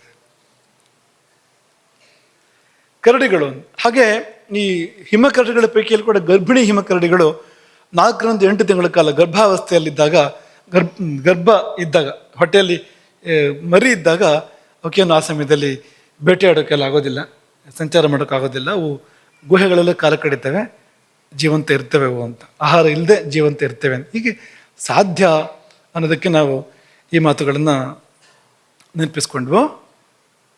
ಇನ್ನು ಉಸಿರಾಟದ ಬಗ್ಗೆ ಒಂದು 2 ಸಂಗತಿಗಳು. ಅದೇ ನಿನ್ನೆ ಹೇಳಿದ್ದನ್ನು ಪುನಃ ಮುಂದುವರಿಸಿ, ಈ ಪ್ರಾಣಾಯಾಮ ಮೂಲಬಂಧವಿಲ್ಲದೆ ಪ್ರಾಣಾಯಾಮಕ್ಕೆ ದೊಡ್ಡ ಅರ್ಥ ಇಲ್ಲ. ಕೇವಲ ಉಸಿರಾಟದ ಅಭ್ಯಾಸ ಅಂತ ಆಗುತ್ತೆ ಹೊರತು ಪ್ರಾಣಾಯಾಮ ಅಂತ ಆಗೋದಿಲ್ಲ. ಮೂಲಬಂಧವನ್ನು ಪುರುಷರು ಮಾತ್ರ ಮಾಡಬೇಕು, ಮಹಿಳೆಯರು ಮಾಡಬಾರ್ದು. ಮಾಡಿದಾಗ ಸ್ತ್ರೀತ್ವಕ್ಕೆ ಧಕ್ಕೆ ಬರುತ್ತೆ. ಅನುಭವಿಸಿದ್ದ ಅಂದರೆ ಈ ನಮ್ಮ ಸ್ವತಃ ಅನುಭವಿಸಿದ್ದ ಅಂತಲ್ಲ, ಕೇಳಿ ನೋಡಿ ಗೊತ್ತಿರೋಂಥ ವಿಷಯಗಳು ಇವು. ನಮ್ಮ ಆಚಾರ್ಯರು ಅದನ್ನು ಯಾವಾಗಲೂ ಉಲ್ಲೇಖ ಮಾಡ್ತಾ ಇರ್ತಾರೆ ಇಂಥದ್ದನ್ನು. ಹಾಗಾಗಿ ಈ ದೇಹದ ಮೂಲಕ ಮಾಡುವಂಥ ಅಭ್ಯಾಸಗಳಿದೆಯಲ್ಲ, ಇದು ಹೆಚ್ಚು ಪುರುಷರಿಗಿರುವಂಥದ್ದು, ಪುರುಷರಿಗೆ ಹೊಂದುವಂಥದ್ದು.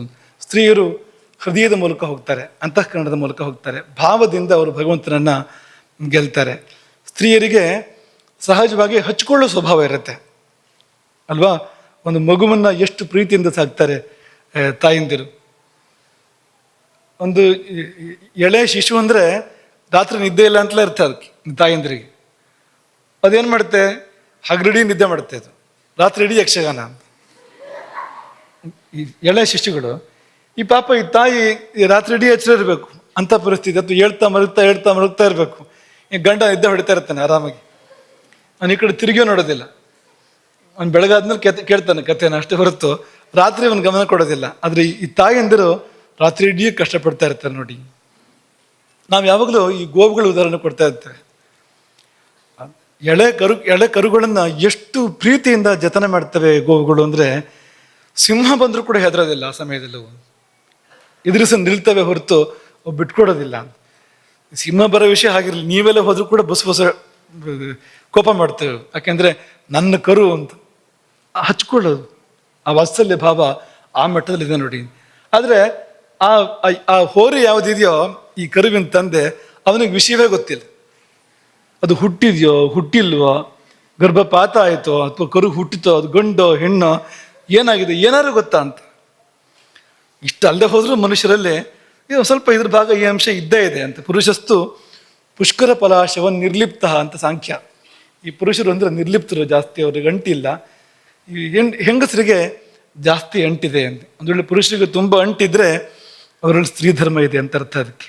ಅದರಿಂದ ಹಾಗಾಗ್ತಾ ಇದೆ ಅಂತ. ಇರಬೇಕಾಗಿದ್ದು ಮನೆ, ಮಕ್ಕಳು, ಗಂಡ, ಕುಟುಂಬ ಇದೆಲ್ಲ ಇರುವಂಥದ್ದು ಹೆಣ್ಣು ಮಕ್ಕಳಿಗೆ.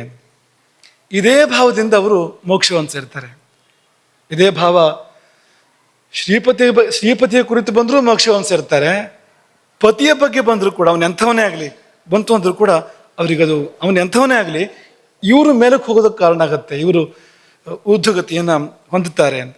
ಹಾಗಾಗಿ ಅವರಿಗೆ ಸಹಜವಾಗಿ ಆಗತ್ತೆ ಇದೆಲ್ಲ. ಪುರುಷರು ಪ್ರಯತ್ನ ಪಟ್ಟು ಮಾಡಬೇಕು. ವ್ಯತ್ಯಾಸ ಏನಂದರೆ, ಈ ದೈಹಿಕವಾದ ಈ ಅಭ್ಯಾಸಗಳನ್ನು ಪುರುಷರು ಪ್ರಯತ್ನಪೂರ್ವಕ ಮಾಡಬೇಕು, ಸ್ತ್ರೀಯರಿಗೆ ಅದು ತಾನೇ ಆಗಬೇಕು ಅನ್ನೋದು ಒಂದು ಇಲ್ಲಿ ಸೂಕ್ಷ್ಮ. ಹಾಗಂತ ಇದಕ್ಕೆ ಅಪವಾದ ಇದೆ. ಸ್ತ್ರೀಯರಿಗೆ ರಾಗ, ಪುರುಷರಿಗೆ ವಿರಾಗ ಅಂತ ಇದ್ರೂ ಕೂಡ ಇದಕ್ಕೊಂದು ಅಪವಾದ ಇದೆ. ಈ ನಿನ್ನೆ ಹೇಳಿದ್ವಲ್ಲ, ರೇಚಕ ದೀರ್ಘ ಆಗಬೇಕು ಪೂರ್ವಕಕ್ಕಿಂತ ಅಂತೆಲ್ಲ ಹೇಳಿದ್ವಲ್ಲ, ಅಥವಾ ಪ್ರಾಣಾಯಾಮ. ಎಲ್ಲಿ ಅಪವಾದ ಅಂದರೆ, ಆರೋಗ್ಯದ ದೃಷ್ಟಿಯಿಂದ ಅದನ್ನು ಮಾಡೋದಕ್ಕೆ ಸಾಧ್ಯ ಇದೆ. ಈಗ ಉದಾಹರಣೆಗೆ, ರೇಚಕ ಜಾಸ್ತಿಯಾಗಿ ಪೂರ್ವಕ ಕಡಿಮೆ ಆಯಿತು ಅಂದರೆ ನಾವು ಉಸಿರನ್ನು ತಗೊಳ್ತೇವೆ, ಪೂರ್ವಕ ಅದು ದೀರ್ಘ, ಬಿಡ್ತೇವೆ ಅದು ರೇಚಕ, ಅದು ಹ್ರಸ್ವ. ಇದು ನಡೀತಾ ಇರುವಂಥದ್ದು. ಈಗ ಇದನ್ನು ಹಿಂದೆ ಮುಂದೆ ಮಾಡಿ ರೇಚಕವನ್ನು ದೊಡ್ಡದು ಮಾಡಿ, ಅದು ಬಿಡೋ ಉಸಿರು ಜಾಸ್ತಿ ಇದೆ, ಉಸಿರು ಅಷ್ಟೇ ಇರುತ್ತೆ, ಸಮಯ ಜಾಸ್ತಿ ಇದೆ, ಬಿಡೋ ಸಮಯ ಜಾಸ್ತಿ ಇದೆ, ತಗೊಳ್ಳೋ ಸಮಯ ಕಡಿಮೆ ಇದೆ. ಹೀಗೆ ಮಾಡಿಕೊಂಡ್ರೆ ತುಂಬ ಈಗ ಸ್ಥೌಲ್ಯ ಇದೆ ಅಂತ ಅಂದ್ಕೊಳ್ಳಿ, ದಪ್ಪ ಇದ್ದಾರೆ ಯಾರಾದರೂ, ಅವರು ಸಫರ್ ಆಗಬೇಕು ಅಂದರೆ ಇದನ್ನು ಮಾಡಬಹುದು. ನಿಮ್ಮಷ್ಟಕ್ಕೆ ಮಾಡಬೇಡಿ, ಯಾವುದನ್ನು ವೈದ್ಯರ ಸಲಹೆ, ಸರಿಯಾದ ಮಾರ್ಗದರ್ಶಕರು ಬೇಕು. ಅದು ಮಾತ್ರ ನೆನ್ಪಿಟ್ಕೊಳ್ಳಿ. ಪ್ರತಿ ವಿಷಯದಲ್ಲೂ ಕೂಡ ಸ್ವಯಂ ಸಾಧನೆಗೆ ಗುರುವಿಲ್ಲದೆ ಹೋಗಬಾರ್ದು. ಸಾಧನೆಗೆ ಯಾವಾಗಲೂ ಚೆನ್ನಾಗಿ ನೆನ್ಪಿಟ್ಕೊಳ್ಳಿ. ಪುಸ್ತಕದ ಸಾಧನೆ ಅಥವಾ ಎಲ್ಲೋ ಕೇಳಿ ಮಾಡೋ ಸಾಧನೆ ಎಲ್ಲ ಅದಕ್ಕೆ ಇದು ಬೇಕು, ಗುರುವಿನ ಮಾರ್ಗದರ್ಶನ ಬೇಕಾಗತ್ತೆ. ಉದಾಹರಣೆ ಸ್ಥೌಲ್ಯ ಅಂತ ಬಂದರೆ ದಪ್ಪ ಆಗುವಂಥದ್ದು, ಅದನ್ನು ಕಡಿಮೆ ಮಾಡೋದಕ್ಕೆ ಈ ರೇಚಕವನ್ನು ಬಳಸ್ತಾರೆ, ರೇಚಕದ ದೈರ್ಘ್ಯವನ್ನು ಬಳಸ್ತಾರೆ. ಅದರಿಂದ ಕಡಿಮೆ ಮಾಡೋಕ್ಕೆ ಸಾಧ್ಯ ಇದೆ. ಇದನ್ನ ಯಾಕೆ ಹೇಳಿದ್ರು ಅಂದರೆ, ನೀವು ಸರಿ ಇದ್ದೀರಿ ಅಂತ ಅಂದ್ಕೊಳ್ಳಿ, ನೀವು ರೇಚಕ ಜಾಸ್ತಿ ಮಾಡಿ ಸುಮ್ಮನೆ ಮತ್ತು ಕಡ್ಡಿತರ ಆಗಬೇಡಿ ಅಂತ. ಈಗ ಸ್ಥೌಲ್ಯವನ್ನು ಕಡಿಮೆ ಮಾಡುತ್ತೆ ಅಂದರೆ, ಆಗ ಸರಿ ಇದ್ದಾಗ ಮಾಡಿದ್ರೆ ಏನಾಗುತ್ತೆ, ಹೆಣ್ಮಕ್ಳ ಮೇಲೆ ಪರಿಣಾಮ ಬೇರೆ ಇರ್ಬೋದು ಇದರದ್ದು ಅನ್ನೋದನ್ನು ನಾವು ಜಾಗೃತಿಯಿಂದ ಗಮನಿಸ್ಕೋಬೇಕು, ಹುಷಾರಾಗಿರಬೇಕು ಆ ವಿಷಯದಲ್ಲಿ. ಭಾವದಿಂದ ಅದಕ್ಕೇನು ಬೇರೆ ಬೇರೆ ಸಾಧನಗಳು ಕೂಡ ಇದೆ. ಅದರ ಪ್ರಧಾನ ರಾಜಮಾರ್ಗ ಯಾವುದು ಅಂದರೆ ಭಾವ. ಹೆಣ್ಣು ಮಕ್ಕಳಿಗೆ ಆ ಭಾವದಿಂದ ಅವರು ಎಲ್ಲಿಗೂ ಕೂಡ ಹೋಗ್ತಾರೆ ಅಂಥ ಉದಾಹರಣೆಗಳನ್ನು ಕಾಣ್ತೇವೆ. ಮೀರ ಅಂದರೆ ಏನು ಅಂದರೆ ಭಾವ ಅಂತ, ಸಮುದ್ರದಂಥ ಭಾವ ಅಂತ, ಸಮುದ್ರ ಸದೃಶ್ಯವಾದ ಭಾವ ಅದು ವೀರ ಅಂದರೆ ಅಂಥ ಭಾವ ಅಂತ. ಅಥವಾ ಗೋಪಿಯರು ಅಂದರೆ ಏನದು ಭಾವ ಅಂತ. ಬ್ರಾಹ್ಮಣ ಪತ್ನಿಯರ ಬಗ್ಗೆ ನಾವು ಕೇಳ್ತೇವೆ ಭಾಗವತದಲ್ಲಿ. ಕೃಷ್ಣ ಕಳಿಸ್ಕೊಡ್ತಾನೆ, ಹಸುವಾಗತ್ತೆ ಎಲ್ಲ ಗೋಪಾಲಕರಿಗೆಲ್ಲ, ಬೇಕು ಅಂತ ಹಸು ಮಾಡಿಸಿರೋದು ಕೃಷ್ಣನೇ. ಕಳಿಸ್ಕೊಡ್ತಾನೆ, ಯಜ್ಞ ನಡೀತಾ ಇದೆ ಹತ್ತಿರದಲ್ಲೇ, ಬ್ರಾಹ್ಮಣೋತ್ತಮರು ಇರ್ತಾರೆ ಅಲ್ಲಿ, ಅವರಲ್ಲಿ ಹೋಗಿ ಕೇಳಿ ಕೃಷ್ಣ ಬಲರಾಮರಿಗೆ ಊಟ ಬೇಕಂತೆ ಕೊಡಿ ಅಂತ ಕೇಳಿ, ಕೊಟ್ಟರೆ ತಗೊಂಡು ಬನ್ನಿ ಅಂತ ಹೋಗಿ ಕೇಳಿದ್ರೆ ಅವರು ಹ್ಞೂ ಅಂತಲೂ ಹೇಳಿಲ್ವಂತೆ, ಹ್ಞೂ ಅಂತೂ ಹೇಳಿಲ್ಲ, ಮಾತಾಡಿಲ್ವಂತೆ. ಇದು ಮೌನಂ ಸಮ್ಮತಿ ಲಕ್ಷಣಮಲ್ಲ, ಅಸಮ್ಮತಿ ಲಕ್ಷಣ ಅಂತ, ಕೊಡೋದಿಲ್ಲ ಅಂತ ಅರ್ಥ. ಅದಕ್ಕೆ ವಾಪಸ್ ಬಂದು ನಿರಾಶೆಯಿಂದ ಕೃಷ್ಣನ ಬಳಿ ಹೇಳ್ತಾರೆ, ಏನೂ ಮಾತೇ ಆಡಲಿಲ್ಲ, ಹೂನು ಹೇಳಲಿಲ್ಲ, ಹೂನು ಹೇಳಲಿಲ್ಲ, ಊಟ ಕೊಡಲಿಲ್ಲ ನಮಗೆ. ಆಗ ಇನ್ನೊಂದ್ಸತಿ ಹೋಗಿ ಬ್ರಾಹ್ಮಣ ಪತ್ನಿಯರು ಇರ್ತಾರೆ ಅಲ್ಲಿ, ಅವ್ರನ್ನ ಕೇಳಿ ಅವ್ರು ಕೊಡ್ತಾರೆ ಅಂತ. ಮೊದಲನೇ ಸರಿ ಕೊಟ್ಟರೆ ತಗೊಂಡು ಬನ್ನಿ ಅಂತ, ಎರಡನೇ ಸರಿ ಕೊಡ್ತಾರೆ ತಗೊಂಡು ಬನ್ನಿ ಅಂತ. ಅಂದ್ರೆ ಕೃಷ್ಣನಿಗಿರೋ ಭರವಸೆ, ಸ್ತ್ರೀಯರ ಮೇಲೆ ಕೃಷ್ಣನಿಗಿದ್ದ ಭರವಸೆ ಹೇಗೆ ಅಂದರೆ ಹೀಗೆ ಅಂತ. ಈ ಗೋಪಾಲಕರು ಹೋಗಿ ಬ್ರಾಹ್ಮಣ ಪತ್ನಿಯರನ್ನು ಕೇಳ್ತಾರೆ, ಕೃಷ್ಣ ಬಲರಾಮರು ಹತ್ತಿರದಲ್ಲೇ ಇದ್ದಾರೆ, ಅವ್ರಿಗೆ ಹಸುವಾಗಿದೆ, ನಮಗೂ ಎಲ್ಲ ಹಸುವಾಗಿದೆ, ನಿಮ್ಮ ಹತ್ರ ಊಟ ಕೇಳಿದ್ದಾರೆ, ಅವರು ಊಟ ಕೊಡ್ಬೇಕಂತೆ. ಅಂದರೆ ಅವರು ಊಟ ತಗೊಂಡು, ಸಿದ್ಧವಾದ ಊಟವನ್ನು ತಗೊಂಡು ಧಾವಿಸ್ತಾರೆ ಕೃಷ್ಣ ಬಲರಾಮರ ಕಡೆಗೆ. ಅವ್ರು ಕೊಟ್ಟು ಕಳಿಸಿದ್ರೆ ಸಾಕಿತ್ತು, ಅವರೇ ಧಾವಿಸ್ತಾರೆ. ಆಗ ಅವರ ಪತಿಗಳು, ಪುತ್ರರು ಅಥವಾ ಸೋದರರು ತಡೆದ್ರಂತೆ. ಈಗೆಲ್ಲ ಹೋಗೋ ಹಾಗೆಲ್ಲ, ಯಜ್ಞ ಬೇರೆ ನಡೀತಾ ಇದೆ ಅಲ್ಲಿ, ಪತ್ನಿ ಇಲ್ಲದೆ ಯಜ್ಞ ಪೂರ್ಣ ಆಗೋದಿಲ್ಲ, ಹೋಗೋ ಹಾಗಿಲ್ಲ ಅಂತ ತಡೆದ್ರೆ ಕೇಳಲೇ ಇಲ್ವಂತ. ಹೋಗಿದ್ದ ಖಾತ್ರಿ ಅಂತ. ಕೃಷ್ಣನ ಬಳಿ ಹೋಗಿ ಬಿಟ್ಟು ಬಂದುವು ಎಲ್ಲವನ್ನು, ಇನ್ನು ನಾವು ಅಲ್ಲಿ ಹೋಗ್ಬೇಕು ಅಂತೀರ, ನಿನ್ನ ಪಾದವೇ ಗತಿ ಎಂಬುದಾಗಿ ಆಶ್ರಯಿಸ್ತಾರೆ ಅವರು. ಒಬ್ಬರಿಗೆ ಕೃಷ್ಣನಿಂದ ದೊಡ್ಡ ಆಶೀರ್ವಾದ ಸಿಗುತ್ತೆ ಅವರಿಗೆ. ಮತ್ತೆ ಸಂಸಾರಕ್ಕೆ ಕೊಡಿಸ್ತಾನೆ ಕೃಷ್ಣ ಅವರನ್ನು, ಅದು ಬೇರೆ ಮಾತು. ಮಹದನುಗ್ರಹ ಸಿಗುತ್ತೆ ಅವರಿಗೆ. ಆಗ ಈ ಬ್ರಾಹ್ಮಣರೆಲ್ಲ ಹೇಳ್ಕೊಡ್ತಾರೆ, ನಮಗಿಂತ ನಮ್ಮ ಹೆಂಡತಿಯರೇ ವಾಸಿ, ನಾವು ಓದಿದ ಶಾಸ್ತ್ರ ಜಾಸ್ತಿ ಆಯಿತು. ಎಷ್ಟು ಜಾಸ್ತಿ ಆಯಿತು ಅಂದರೆ, ಕೃಷ್ಣನ ಕಂಡಾಗ ನಾವು ಕೃಷ್ಣ ಕೇಳಿದ್ರೆ ಯಜ್ಞ ಮಾಡೋದು ಯಾರ ಸಲುವಾಗಿ, ಹೋಗಿ ಯಾರನ್ನು ಸೇರಬೇಕು, ಅದು ಆ ಹೊತ್ತುಗಳು ಹೋಗಿ ಯಾರನ್ನು ತಲುಪಬೇಕು, ಬ್ರಹ್ಮಾರ್ಪಣ ಬ್ರಹ್ಮಂಗವಿ ಅಂದರೆ ಎಲ್ಲ ಹೋಗಿ ತಲುಪಬೇಕು, ಅವನೇ ಬಂದು ಕೇಳಿದ್ರೆ ಕೊಡ್ಲಿಲ್ವಲ್ಲ ನಾವು ಅಂತ ತಮ್ಮನ್ನು ತಾವು ಹಳಿದುಕೊಳ್ತಾರೆ. ಇವರು ವೇದನ ಓದಿಲ್ಲ, ಶಾಸ್ತ್ರನ ಓದಿಲ್ಲ, ನಮ್ಮ ಥರ ಶೌಚಾಚಾರಗಳನ್ನು ಕೂಡ ಮಾಡೋದಿಲ್ಲ, ಇವ್ರಿಗೆ ಹೇಗಪ್ಪ ಇಂಥ ಬುದ್ಧಿ, ಇಂಥ ಸಂಸ್ಕಾರ ಎಂಬುದಾಗಿ. ಅಲ್ಲಿಯೂ ಕೂಡ ಒಬ್ಬಾಕೆ ಅವ್ರ ಪೈಕಿಯಲ್ಲಿ, ಆಕೆಯನ್ನು ಗಂಡ ಹೋಗ್ಲಿಕ್ಕೆ ಬಿಡಲೇ ಇಲ್ವಂತೆ, ಕೂಡಿ ಹಾಕ್ತಾನೆ, ಹೋಗ್ಲಿಕ್ಕೆ ಬಿಡಲೇ ಇಲ್ಲ ಅಂತ. ಆಕೆ ಅಲ್ಲೇ ಅಸುನೀಗಿದಳು. ಕೃಷ್ಣನಲ್ಲಿ ಮನಸ್ಸನ್ನು ನೆಟ್ಟು ಕೃಷ್ಣನನ್ನು ಸೇರಬೇಕು ಅನ್ನುವ ಒಂದು ಆತುರ ಇದೆಯಲ್ಲ, ಅದನ್ನು ತಡೆಯಲಾರದೆ ಅವಳು ದೇಹವನ್ನು ಬಿಟ್ಟು ಹೋಗಿ ಕೃಷ್ಣನನ್ನು ಸೇರಿದಳು ಎಂಬುದಾಗಿ ಭಾಗವತ ಹೇಳ್ತದೆ ಅಂತ. ಅಂದರೆ ಇಷ್ಟು ತೀವ್ರವಾದ ಭಾವ ಸ್ತ್ರೀಯರ ಸಂಪತ್ತು, ಸ್ತ್ರೀಯರಿಗೆ ಭಗವಂತ ಕೊಟ್ಟ ಆಶೀರ್ವಾದ ಅಂತ. ಹಾಗಾಗಿ ಈ ಶ್ರಮಗಳು, ಮೂಲಬಂಧ, ಪ್ರಾಣಾಯಾಮ, ಈ ಶ್ರಮಗಳು ಅವರಿಗೆ ಬೇಕಾಗಿಲ್ಲ. ಹಾಗಂತ ಅವರಿಗೆ ಭಾವದಿಂದ ಅವರು ಆ ರೀತಿ ಏರುವಾಗ, ಅಂತರ್ಮಾರ್ಗದಲ್ಲಿ ಏರುವಾಗ ಅದೆಲ್ಲ ತಾನಾಗಿ ಏರ್ಪಡ್ತಾ ಇರುತ್ತೆ. ಮೂಲ ಬಂಧವೋ, ಉಡ್ಡಾಣ ಬಂಧವೋ, ಜಾಲಂಧರ ಬಂಧವೋ ಅಥವಾ ಉಸಿರಾಟದ ಗತಿಗಳೋ ಎಲ್ಲವೂ ಏನೇನಾಗಬೇಕೋ ಎಲ್ಲವೂ ತಾನಾಗಿ ಆಗ್ತಾ ಇರ್ತವೆ. ಹಾಗಾಗಿ ಅವರು ಆಯ್ತಾ ಇಲ್ವೋ ನೋಡ್ಕೊಂಡ್ರೆ ಸಾಕು, ನೋಡ್ಕೊಳ್ಬೇಕು ಅಂತಲೂ ಇಲ್ಲ, ತಾನಾಗಿರುತ್ತೆ. ಅದು ಪುರುಷರು ಪ್ರಯತ್ನಪೂರ್ವಕವಾಗಿ ಅದನ್ನು ಸಾಧನೆ ಮಾಡಬೇಕು ಅನ್ನೋ ಅಂತರವನ್ನು ಗಮನಿಸಬೇಕು. ಅವ್ರಿಗೆ ಹೇಳಿದ್ದನ್ನು ಇವರು ಮಾಡಿದಾಗ ಸಿದ್ಧಿಯ ಬದಲಿಗೆ ಸಮಸ್ಯೆ ಬರ್ಬೋದು, ಅದನ್ನು ಕೂಡ ನಾವು ಜೋಪಾನ ಮಾಡಬೇಕು ಆ ವಿಷಯದಲ್ಲಿ ಅಂತ. ಇನ್ನು ಕೊನೆಯದಾಗಿ ಈ ಉಸಿರಾಟದ ಪ್ರಕರಣ ಮುಕ್ತಾಯ ಮಾಡೋದಕ್ಕಿಂತ ಮುಂಚೆ ಒಂಚೂರು ಕ್ಲಿಷ್ಟ ಪ್ರಕ್ರಿಯೆ ಇದು. ಆದರೆ ರಾಮಭದ್ರಾಚಾರ್ಯರು ಯಾವಾಗಲೂ ಹೇಳ್ತಾ ಇದ್ರು ಅದನ್ನು, ಹಾಗಾಗಿ ಅದನ್ನು ಒಂದ್ಸಲ ನಿಮ್ಮ ಮುಂದೆ ಹೇಳಿ ಮತ್ತೆ ಮುಂದುವರಿತೇವೆ. ವಾತಾಸನದಿಂದ ಅನ್ನಕ್ಕೆ ಮುಂದುವರಿಯೋಣ. ಹಂಸಃ ಅನ್ನೋದು ಸೋಹಂ ಆಗತ್ತೆ, ಸೋಹಂ ಓಂ ಆಗತ್ತೆ. ಹೇಗಾಗತ್ತೆ ಅಂದರೆ ನಮ್ಮ ಈಗಿನ ಉಸಿರಾಟ ಹೇಗಿದೆ ಅಂತಂದರೆ, ಹಂ ಸಹ ಅನ್ಬೇಕಾದ್ರೆ ಅದರಲ್ಲಿ ಹಕಾರೇಣ ಬಹಿರ್ಯಾತಿ ಸಕಾರೇಣ ವಿಷಯತ್ ಪುನಃ ಅಲ್ವಾ.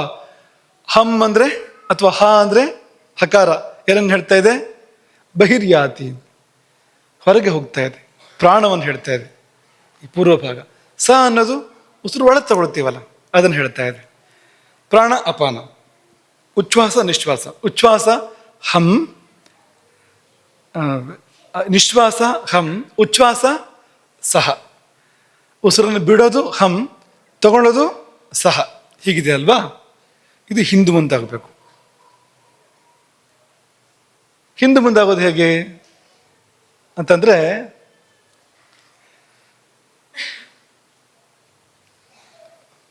ಹಿಂದೆ ಮುಂದಾಗೋದು ಹೇಗೆ ಅಂದರೆ ಸಹ ಹಂ ಅಂತ ಮಾಡ್ಬೋದು ಇದನ್ನ ಅಲ್ವಾ. ಹಂಸಹ ಅನ್ನೋದನ್ನೇ ಮಾಡೋದಾದ್ರೆ ಸಹ ಹಂ ಅಂತ ಮಾಡ್ಬೋದು. ಅಕ್ಷರದಲ್ಲಿ ಹಿಂದೆ ಮುಂದೆ ಮಾಡೋದಾದ್ರೆ, ದೇಹದಲ್ಲಿ ಹಿಂದೆ ಮುಂದೆ ಮಾಡೋ ಕೆಲಸ ಇದೆ. ಅದನ್ನ ಅಕ್ಷರದಲ್ಲಿ ಮಾಡುವಾಗ ಸಹ ಹಂ ಅಂತ ಆಗತ್ತೆ. ಕೂಡಿಸಿದ್ರೆ ಏನಾಗುತ್ತೆ ಸಂಸ್ಕೃತದಲ್ಲಿ? ಸಹ ಅನ್ನೋದು ಸೋ ಅಂತಾಗತ್ತೆ. ಸಂಧಿ ಬಂದಾಗ ಸಹ ಅನ್ನೋದು ಸೋ ಅಂತಾಗತ್ತೆ, ಸೋಹಂ ಅಂತಾಗತ್ತೆ. ಸೋಹಂ ಅನ್ನೋದನ್ನು ಬಿಡಿಸುವಾಗ ಭೇದ ಆಗತ್ತೆ, ಸಹ ಅಹಂ ಅಂತಾಗತ್ತಲ್ವಾ. ಅದಿದೆ, ಅವನೇ ನಾನು ಅನ್ನೋ ಭಾವ ಅಲ್ಲಿದೆ. ಸೋಹಂ ಅನ್ನುವಾಗ ಒಂದು ಅದ್ವೈತ ಐಕ್ಯ ಇದೆ ಅಂತ ಅಲ್ಲಿ. ಈ ಸೋಹಂ ಅನ್ನೋದ್ರಲ್ಲಿ ವ್ಯಂಜನಗಳನ್ನು ಬಿಟ್ಬಿಡ್ಬೇಕು. ಏನಾಗತ್ತೆ ನೋಡಿ, ಸೋಹಂ ಅನ್ನೋದ್ರಲ್ಲಿ ವ್ಯಂಜನಗಳನ್ನು ಬಿಡಬೇಕು. ಸೋ ಅನ್ನುವಾಗ ಯಾವ ವ್ಯಂಜನ ಇದೆ? ಸಕಾರ, ಬಿಡಿ. ಏನಾಯ್ತು? ಓ ಅಂತಾಯ್ತು. ಹಂ ಅನ್ನುವಾಗ ಏನು ವ್ಯಂಜನ ಇದೆ? ಹಕಾರ ಇದೆ, ಬಿಡಿ. ಏನಾಯ್ತು? ಅಂ ಅಂತಾಯ್ತು. ಸಂಧಿ ಮಾಡಿ ಹೀಗಿದೆ. ಉಸಿರಾಟದ ಮೂಲ ರೂಪ ಏನು? ಓಂ. ಅದೇ ಉಸಿರಾಟ. ಓಮ್ಮೆ ಉಸಿರಾಟ ಅಂತ. ಅಥವಾ ಉಸಿರಾಟವನ್ನ ಓಂ ಆಗಿ ಮಾಡ್ಕೊಳ್ಬಹುದು ಅಂತ. ಹಾಗಾಗೋಕೆ ಸಾಧ್ಯ ಇದೆ ಅದು. ಈಗ ಉಸಿರಾಟವನ್ನ ಈಗ ಹಂಸ ಹಿಂದೆ ಮುಂದೆ ಮಾಡೋದು ಹೇಗೆ ಅಂತಂದ್ರೆ, ಈಗ ಅಪಾನ ಇರೋ ಜಾಗದಲ್ಲಿ ಪ್ರಾಣ ಬರಬೇಕು, ಪ್ರಾಣ ಇರೋ ಜಾಗದಲ್ಲಿ ಅಪಾನ ಬರಬೇಕು ಅಲ್ವಾ. ಅಂದ್ರೆ ಹಾಗಾಗೋಕೆ ಸಾಧ್ಯ ಇಲ್ಲ. ಇಲ್ಲಿಗೆ ಅಪಾನ ಬರುತ್ತಾ, ಇಲ್ಲಿಗೆ ಪ್ರಾಣ ಬರುತ್ತಾ ಅಂತ ಹಾಕಿ ಕೇಳಬೇಡಿ. ಆ ತರಹ ಅಲ್ಲ. ಯಾವುದು ಜಾಸ್ತಿ ಇದೆ? ಈಗ ಅಪಾನ ಜಾಸ್ತಿ ಇದೆ. ಯಾವುದು ಕಡಿಮೆ ಇದೆ? ಪ್ರಾಣ ಕಡಿಮೆ ಇದೆ. ಪ್ರಾಣ ಜಾಸ್ತಿಯಾಗಿ ಅಪಾನ ಕಡಿಮೆ ಆದ್ರೆ ಹಿಂದೆ ಮುಂದೆ ಆಯ್ತಲ್ವ ಸ್ಥಿತಿ ಅದು. ಈಗ ಮೊದಲು ವೃದ್ಧಿ ಅಪಾನದಲ್ಲಿತ್ತು, ಕಡಿಮೆ ಯಾವುದಿತ್ತು ಅಂದ್ರೆ ಪ್ರಾಣ ಇತ್ತು. ಹಿಂದೆ ಮುಂದಾಗೋದು ಅಂದ್ರೆ ಏನು ಅಂದ್ರೆ, ಅಪಾನ ಕಡಿಮೆ ಆಗತ್ತೆ, ಪ್ರಾಣ ಜಾಸ್ತಿ ಆಗತ್ತೆ. ಅಂದ್ರೆ ರೇಚಕ ವೃದ್ಧಿ ಆಗತ್ತೆ, ಪೂರಕ ಕ್ಷೀಣಿಸುತ್ತೆ. ಪೂರಕದ ಸಮಯ ಕಡಿಮೆ ಆಯಿತು, ರೇಚಕದ ಸಮಯ ಜಾಸ್ತಿ ಆಯಿತು. ಇದೇ ಹಿಂದೆ ಮುಂದಾಗೋದು ಅಂತ. ಹಿಂದೆ ಮುಂದಾದಾಗ ಏನಾಗತ್ತೆ ಅಂದ್ರೆ, ಅದು ಮುಂದುವರೆದ್ರೆ ಸೋಹಂ ಭಾವ ಬರುತ್ತೆ, ಆ ಭೇದ ಹೋಗ್ಬಿಡುತ್ತೆ. ಉಸಿರಾಟ ಹಾಗೆ ಶುರುವಾದ್ರೆ, ಯಾಕೆಂದ್ರೆ ಅಪಾನ ಮುಂದಿದ್ದಾಗ ನಮ್ಮನ್ನ ಪ್ರಪಂಚದ ಕಡೆ ಕರ್ಕೊಂಡು ಹೋಗ್ತಾ ಇರುತ್ತೆ. ಪರಮಾತ್ಮನಿಂದ ದೂರ ದೂರ ದೂರ ದೂರ ಕರ್ಕೊಂಡು ಹೋಗ್ತಾ ಇರುತ್ತೆ ಅದು ಅಪಾನ. ಅದು ಪ್ರಾಣ ಮುಂದಾದಾಗ ಊರ್ಧ್ವಗತಿ ಅಲ್ವಾ, ಅದು ಮೇಲೆ ಮೇಲೆ ಮೇಲೆ ಪರಮಾತ್ಮನ ಕಡೆ ಕರ್ಕೊಂಡು ಹೋಗ್ತಾ ಇರುತ್ತೆ. ಅದು ಕರ್ಕೊಂಡು ಹೋಗಿ ಹೋಗಿ ಹೋಗಿ ಏನಾಗೋದು ಕೊನೆಯಲ್ಲಿ ಅದಂದ್ರೆ, ಹತ್ರ ಹೋಗಿ ಹೋಗಿ ಹೋಗಿ ಕೊಟ್ಟ ಕೊನೆಯಲ್ಲಿ ಒಂದಾಗೋದಲ್ವಾ ಅದು. ಜೀವದೇವರ ಐಕ್ಯ ಸಂಭವಿಸುತ್ತೆ ನೋಡಿ, ಅದ್ವೈತ ಸಂಭವಿಸುತ್ತೆ ನೋಡಿ. ಏನದು? ಸೋಹಂ. ಪ್ರಾಣ ಮುಂದಾದಾಗ ಅದು ಮುಂದುವರೆದಾಗುವಂಥದ್ದು ಏನು ಅಂದ್ರೆ, ಸೋಹಂ ಭಾವ ಅಲ್ಲಿ ಬರುತ್ತೆ, ಅಲ್ಲಿ ಅನುಭವವಾಗಿ ಬರುತ್ತೆ ತಾನೇ ತಾನಾಗದು ಅಂತ ಆಯ್ತು. ಅದರಲ್ಲಿ ವ್ಯಂಜನಗಳನ್ನು ಬಿಡೋದು ಅಂದ್ರೆ ಏನು? ಸೋಹಂ ಅಲ್ಲಿ ಈಗ ಈಗ ಅಕ್ಷರಗಳಲ್ಲಿ ಎರಡು ಗುಂಪು ಮಾಡ್ಬೋದು ನಾವು ಅಲ್ವಾ? ಸ್ವರಗಳು ಮತ್ತು ವ್ಯಂಜನಗಳು. ಈ ವ್ಯಂಜನ ಅಂದ್ರೆ ಏನು, ಸ್ವರ ಅಂದ್ರೆ ಏನು? ಆ ಹಾಗಂದ್ರೆ ಸ್ವರ ಜಾಸ್ತಿ ಆಯ್ತು. ಸ್ವಯಂ ರಾಜತೆ ಸ್ವರ. ಸ್ವರ ಎಂಬುದು ಅದಕ್ಕೆ ಇನ್ನೊಬ್ಬರ ಅವಲಂಬನೆ ಬೇಕಿಲ್ಲ. ಅದಕ್ಕೆ ಅನ್ಬೇಕಾದ್ರೆ ಇನ್ನೊಂದು ಅಕ್ಷರದ ಸಹಾಯ ಬೇಕು ಅಂತಿಲ್ಲ. ಅದಕ್ಕೆ ಅನ್ಬೇಕಾದ್ರೆ ಬೇರೆ ಅಕ್ಷರ ಬೇಕು, ಅದಕ್ಕೇನೋ ಏನಿಲ್ಲ. ಸ್ವಯಂ ರಾಜತೆ ಅಂತ. ವ್ಯಂಜನ ಕು ಚು ಕಷ್ಟ ಆಗತ್ತೆ ಹೇಳೋದಕ್ಕೆ. ಕ ಅಂತ ಹೇಳಿ ಹೋಗುತ್ತೆ ತಾನಾಗಿ, ಸ್ವರದ ಸಹಾಯ ಬೇಕು ಅದಕ್ಕೆ. ವ್ಯಂಜನಕ್ಕೆ, ವ್ಯಂಜನ ಸ್ವಯಂ ರಾಜತೆ ಅಲ್ಲ ಅದು, ಅದಕ್ಕೆ ಸಹಾಯ ಬೇಕು. ಅದಕ್ಕೆ ಆ ಸ್ವರತ್ವ ಇಲ್ಲ ಅದಕ್ಕೆ ಅಂತ. ಸ್ವರಾಟ್ ಅಲ್ಲ ಅದು ವ್ಯಂಜನ ಅನ್ನೋದು. ಮತ್ತೆ ವ್ಯಂಜನ ಅಂತ ಯಾಕೆ ಕರೀತಾರೆ ಅಂದ್ರೆ, ಸ್ವರದಲ್ಲೇ ಇರ್ತಕ್ಕಂಥ ಭಾವಗಳನ್ನು ಇದು ಅಭಿವ್ಯಕ್ತ ಮಾಡುತ್ತೆ. ವ್ಯಂಜನ ಅಂದ್ರೆ ಅಭಿವ್ಯಕ್ತ ಮಾಡಿಕೊಡುತ್ತೆ. ಅದು ಪದವಾಗಿ ರೂಪುಗೊಂಡು ವಾಕ್ಯಗಳಾಗಿ ಆಗಿ ಎಲ್ಲ ಭಾವ ಅಭಿವ್ಯಕ್ತಿ ಆಗಬೇಕಲ್ಲ. ಆ ವ್ಯಂಜನಕ್ಕೆ, ಭಾವಾಭಿವ್ಯಕ್ತಿಗೆ ಈ ವ್ಯಂಜನಗಳು, ಈ ಹಲ ಈ ಅಕ್ಷರಗಳು ಬೇಕಾಗ್ತವೆ. ಆ ಅಕ್ಷರಗಳು ಬೇಕಾಗ್ತವೆ ಅಂತ. ಹಾಗಾಗಿ ಆ ಮಾತನ್ನು ಹೇಳಿರುವಂಥದ್ದು. ಅಲ್ಲಿ ಪುರುಷ ಯಾವುದು ಅಂದ್ರೆ ಸ್ವರ, ಪ್ರಕೃತಿ ಯಾವುದು ಅಂದ್ರೆ ವ್ಯಂಜನ. ಈ ಪ್ರಕೃತಿಯನ್ನ ಕಳಚಿಕೊಂಡಾಗ, ಸಾಧನೆಯ ಮುಂದುವರೆದ ಸ್ಥಿತಿಯಲ್ಲಿ ಸಾಧಕ ಪ್ರಕೃತಿಯನ್ನು ಕಳ್ಚ್ಕೊಳ್ತಾನಲ್ಲ, ಕಳ್ಚ್ಕೊಂಡಾಗ ಓಂ ಆಗಿ ನಿಲ್ತಾನವನು. ಉಸಿರಾಟವೇ ಹಾಗೆ ಮಾಡಿಸುತ್ತೆ. ಅದನ್ನು ಕೇವಲ ಉಸಿರಾಟವೇ ಹಾಗೆ ಮಾಡಿಸುತ್ತೆ.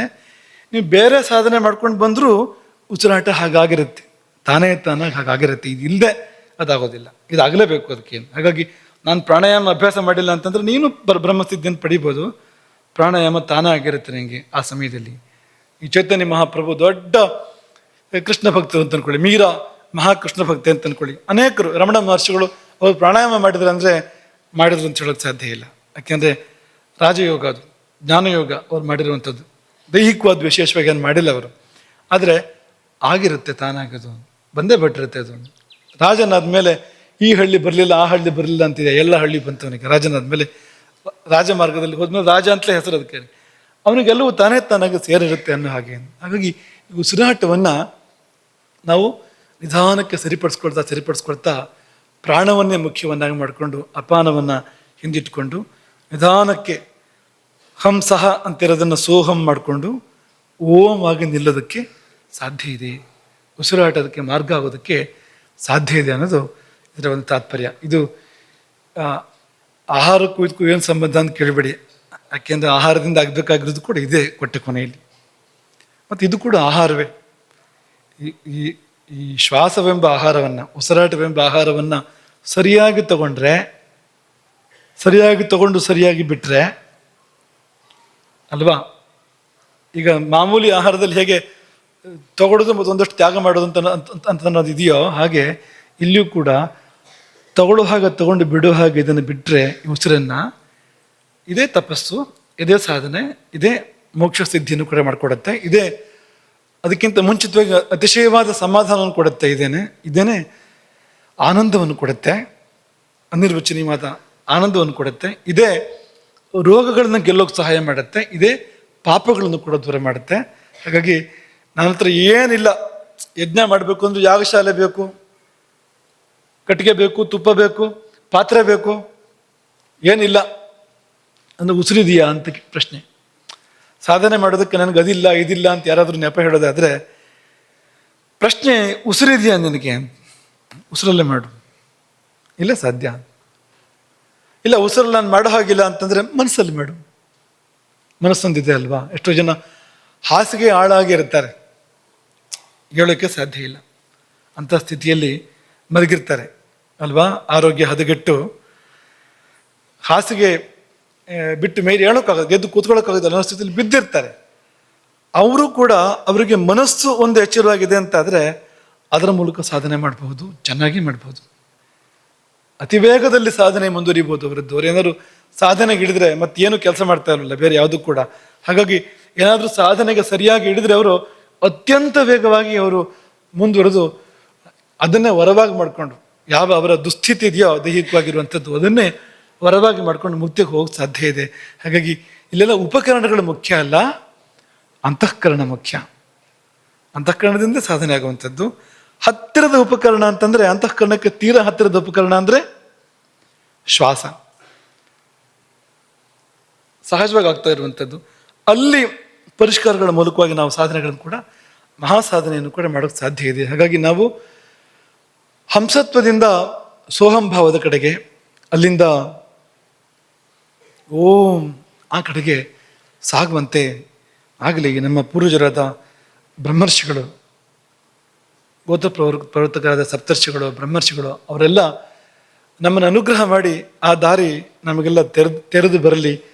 ಮತ್ತು ಲೌಕಿಕವಾಗಿ ಒಂದು ಸಮಾಧಾನ, ಆರೋಗ್ಯ, ಪಾರಲೌಕಿಕವಾಗಿ ಮುಕ್ತಿ ಇದರಿಂದ ಪ್ರಾಪ್ತವಾಗುವಂತಾಗಲಿ ಎಂಬುದಾಗಿ ಹಾರೈಸಿ, ನಾಳೆಯಿಂದ ಅನ್ನ ಅದೇನು ಮಾಡುತ್ತೆ ಅನ್ನೋ ಕಡೆಗೆ ಹೋಗೋಣ. 3ನೇ ಹಂತ ಅದು ಅಮೃತ. ಅಮೃತದಿಂದ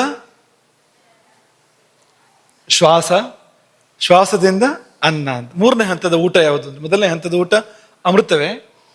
2ನೇ ಹಂತದ್ದು ಶ್ವಾಸಾಮೃತ. ಒಂದು ಶ್ವಾಸವೂ ಕೂಡ ಅಮೃತವನ್ನು ತಗೊಂಡು ಬರುತ್ತೆ ಅಂತ ಹೇಳಿದ್ವಲ್ಲ, ಶ್ವಾಸಾಮೃತ. 3ನೇದು ಈ ನಾವು ನಿತ್ಯ ಮಾಡುವಂಥ, ಬಾಯಿಯಿಂದ ಮಾಡುವಂಥ ಊಟ, ಆಹಾರ ಪದಾರ್ಥಗಳನ್ನು ಬಳಸಿ ಮಾಡ್ತಕ್ಕಂಥ ಊಟ, ಅದು 3ನೇ ಹಂತದ್ದು. ಅದಕ್ಕೆ ನಾಳೆ ಮುಂದುವರಿಯೋಣ. ಹರೇ ರಾಮ್.